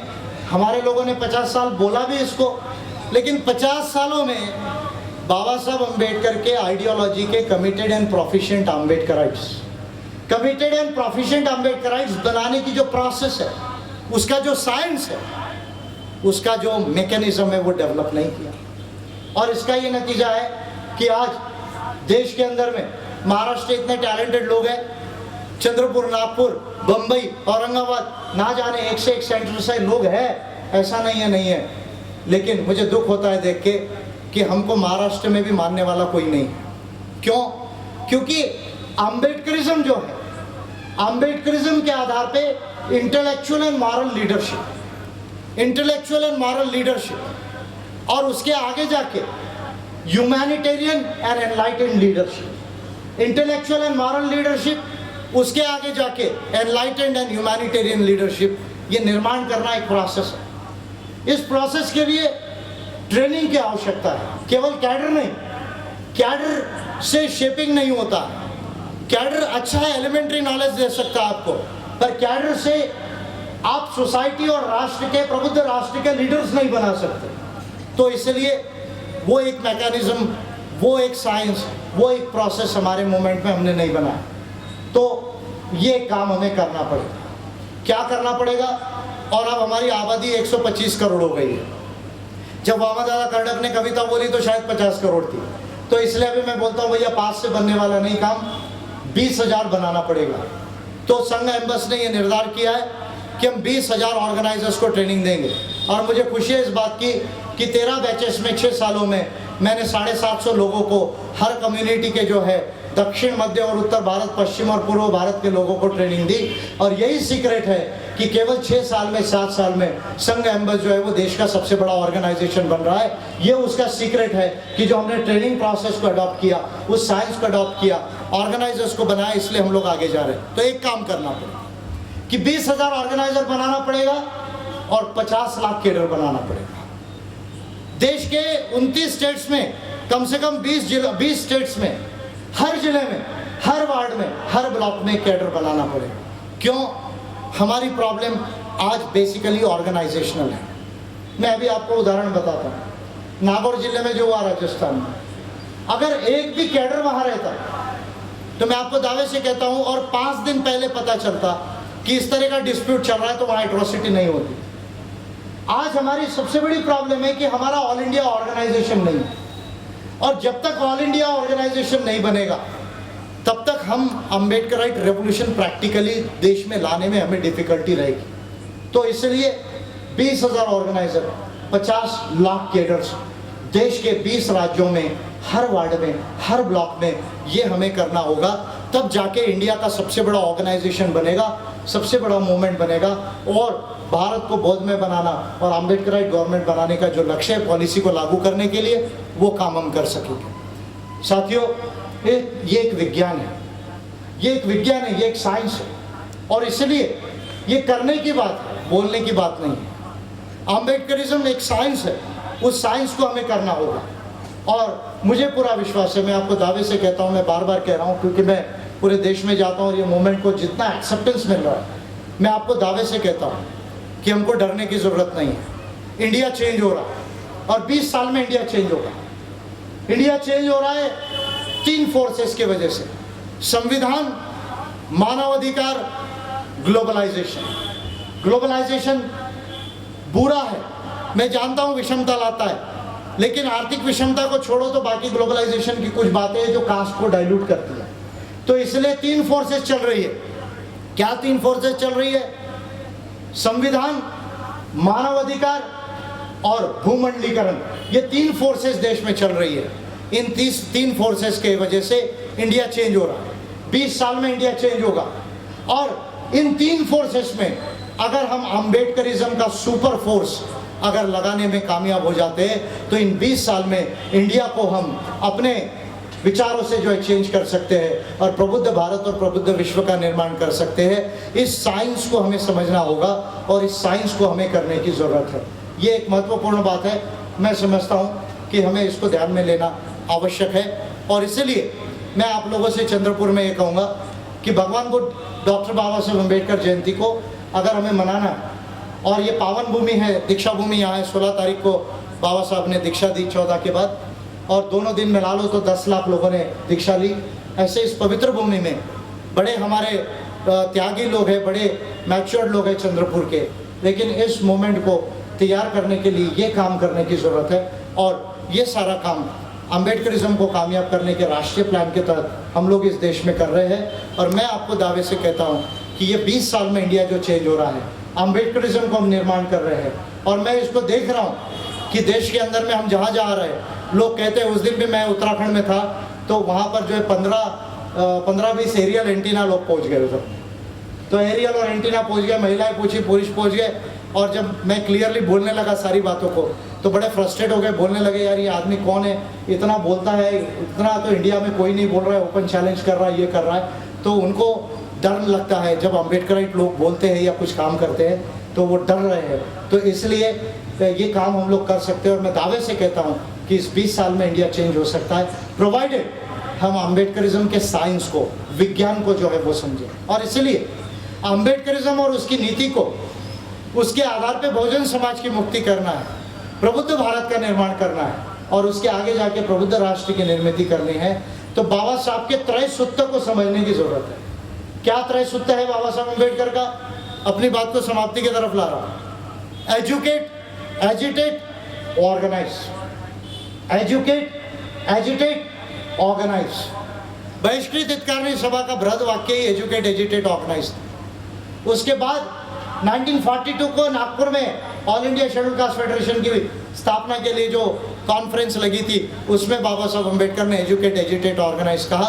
उसके साथ कहा have confidence in yourself and never lose hope. ये 5 चीजें बाबा साहब अम्बेडकर ने कही। तो एजुकेट एजिटेट ऑर्गेनाइज, तो एजुकेट एजिटेट ऑर्गेनाइज को मैं सिंपल करके आप लोगों को बता रहा हूं। क्या क्या बता रहा हूं? एक, what is educate? Educate means ideology. आपको सिंपल करके बता रहा हूं। Educate means ideology, agitate means movement, आंदोलन। शिका म्हणजे विचारधारा, शिका शिकवा म्हणजे विचारधारा, सिंपल सांगून राहिलेलो आहे तुम्हाला। संघर्ष करा, चेतवा म्हणजे आंदोलन, चळवळ, आंदोलन। आणि संगठित व्हा, संगठित करा म्हणजे ऑर्गेनाइजेशन। तो इसलिए बाबा साहब अम्बेडकर का जो ये त्रय सूत्र है मोमेंट के लिहाज से मैं समझा रहा हूँ। और इसलिए मैं कहता हूँ कि विचारधारा से नीति आती है, विचारधारा से नीति आती है, आंदोलन से चेतना आती है। विचारधारा से नीति आती है, आंदोलन से चेतना आती है, संगठन से शक्ति आती है और शक्ति से सफलता मिलती है, शक्ति से सफलता मिलती है। इसलिए बाबा साहब अम्बेडकर के एजुकेट एजिटेट ऑर्गेनाइज के महान साइंटिफिक सूत्र को अडॉप्ट करके अम्बेडकराइट रेवोल्यूशन हम इस देश में ला सकते हैं। उसके लिए हमें ट्रेनिंग करना पड़ेगा, 20,000 ऑर्गेनाइजर और 50 लाख कैडर्स को बनाना पड़ेगा। और भारत में 2021 तक हमारी ये कोशिश होनी चाहिए कि तीसरे नंबर पर बुद्धिस्ट पॉपुलेशन हो। और उस तरह का सिचुएशन भारत में आ सकता है, ये मैं देख रहा हूँ। अगर हमने सब ठीक ढंग से काम किया तो 2021 तक जो है भारत में बुद्धिस्ट पॉपुलेशन तीसरे नंबर पर आ सकता है। स्वाभाविक रूप से इस तरह की चाहत देश के अंदर बन रही है। और अम्बेडकराइट गवर्नमेंट जब बने तब बने, लेकिन मेरी एक इच्छा है कि 4-5 भी एमपी को अगर हमने अम्बेडकराइट एमपीज को पार्लियामेंट में चुनकर भेजा तो मैं आपको दावे से कहता हूँ कि पार्लियामेंट में दे धुनाई करेंगे हम इनकी, डेली दे धुनाई करेंगे पार्लियामेंट के अंदर। जब अम्बेडकराइट सरकार बनेगी तब बनेगी, लेकिन मुझे बावन दादा कर्डक के 5 अम्बेडकराइट एमपी अगर पार्लियामेंट में जाते तो मैं दावे से कहता हूं कि अरुण जेटली, नरेंद्र मोदी, सुषमा स्वराज और मल्लिकार्जुन खड़गे तो हमारा आदमी इसलिए माफ कर देते, लेकिन राहुल गांधी जो है इनकी हम डेली धुनाई कर सकते और ये बता सकते कि कॉन्स्टिट्यूशन का पावर क्या हो सकता है, लॉ कैसे बनना चाहिए, पॉलिसी कैसे बनना चाहिए। तो ये काम हमको करना होगा और ये करके हम इस देश में सक्सेस हो सकते हैं। मैं दावे से कहता हूं कि इंडिया में अम्बेडकरिज्म सक्सेस होगा और दुनिया में भी सक्सेस होगा। ये आखिरी एक डिक्लेरेशन, हम 125वीं साल की जो जयंती है तो उसको संघ एम्बस जो है सेलिब्रेट कर रहा है, देश लेवल पे सेलिब्रेट कर रहा है। कुछ फॉरेन के साथ में भी हमारे जो है वो संबंध चल रहे हैं, क्योंकि लोग फॉरेन में भी, अब्रॉड में भी इसको सेलिब्रेट करना चाह रहे हैं। इसका एक बड़ा प्रोग्राम हमने बनाया है, साल भर में वो प्रोग्राम होंगे जिसमें ऐसे कंपटीशन, स्पीच कंपटीशन, मैराथन, दौड़, इसके साथ में art and culture programme, documentary और इसके साथ नेशनल सेमिनार्स और कुछ अवार्ड्स दिए जाएंगे। तो ये साल भर का बड़ा जो है वो सेलिब्रेशन हम डॉक्टर अम्बेडकर जयंती का 125वीं जयंती का कर रहे हैं, क्योंकि बाबा साहब अम्बेडकर से बड़ा कोई महामानव नहीं हुआ, वो आधुनिक बुद्ध है आज हमारे। और इसलिए हम ये चाहते हैं कि इंडिया ही नहीं, इंडिया के साथ पूरे वर्ल्ड में डॉक्टर अम्बेडकर जयंती ये सबसे बड़े पैमाने पर मनाई जानी चाहिए। पर उसको मनाने का तरीका ये अलग हमको करना पड़ेगा, केवल बैंड बाजा गाजा डीजे करने से नहीं चलेगा। कहीं ऐसा ना हो कि लोग बोले कि ये नाचने गाने वाले नच गए ये हो गए करके। तो इसलिए ऐसा पैटर्न नहीं, एक साइंटिफिक और अच्छा दुनिया का पैटर्न हमको करना पड़ेगा। उसको संघ एम्बस जो है वो कर रहा है। उस 125वें जयंती के सेलिब्रेशन में आप तमाम शामिल हो सकते हैं और संघ एम्बस में कैडर करके, ऑर्गेनाइजर बन के हम ये काम कर सकते हैं। इतनी बात कहते हुए कि 21वीं सदी अम्बेडकरिज्म की होगी, 21वीं सदी अम्बेडकरिज्म की होगी, देश और दुनिया हमारी होगी, देश और दुनिया हमारी होगी। इतनी कहते हुए अपनी बात समाप्त करता हूँ। जय भीम, जय फुले, जय प्रबुद्धता। 21वीं सदी अम्बेडकरिज्म की होगी, देश और दुनिया हमारी होगी। 21वीं सदी अम्बेडकरिज्म की होगी, देश और दुनिया हमारी होगी। जय भीम का नारा गूंजेगा दुनिया के कोने कोने में। संविधानिक भारत के राष्ट्रपिता डॉक्टर बाबा साहेब अम्बेडकर की जय। जब तक सूरज चांद रहेगा बाबा आपका काम रहेगा। जय भीम का नारा गूंजेगा। कोने में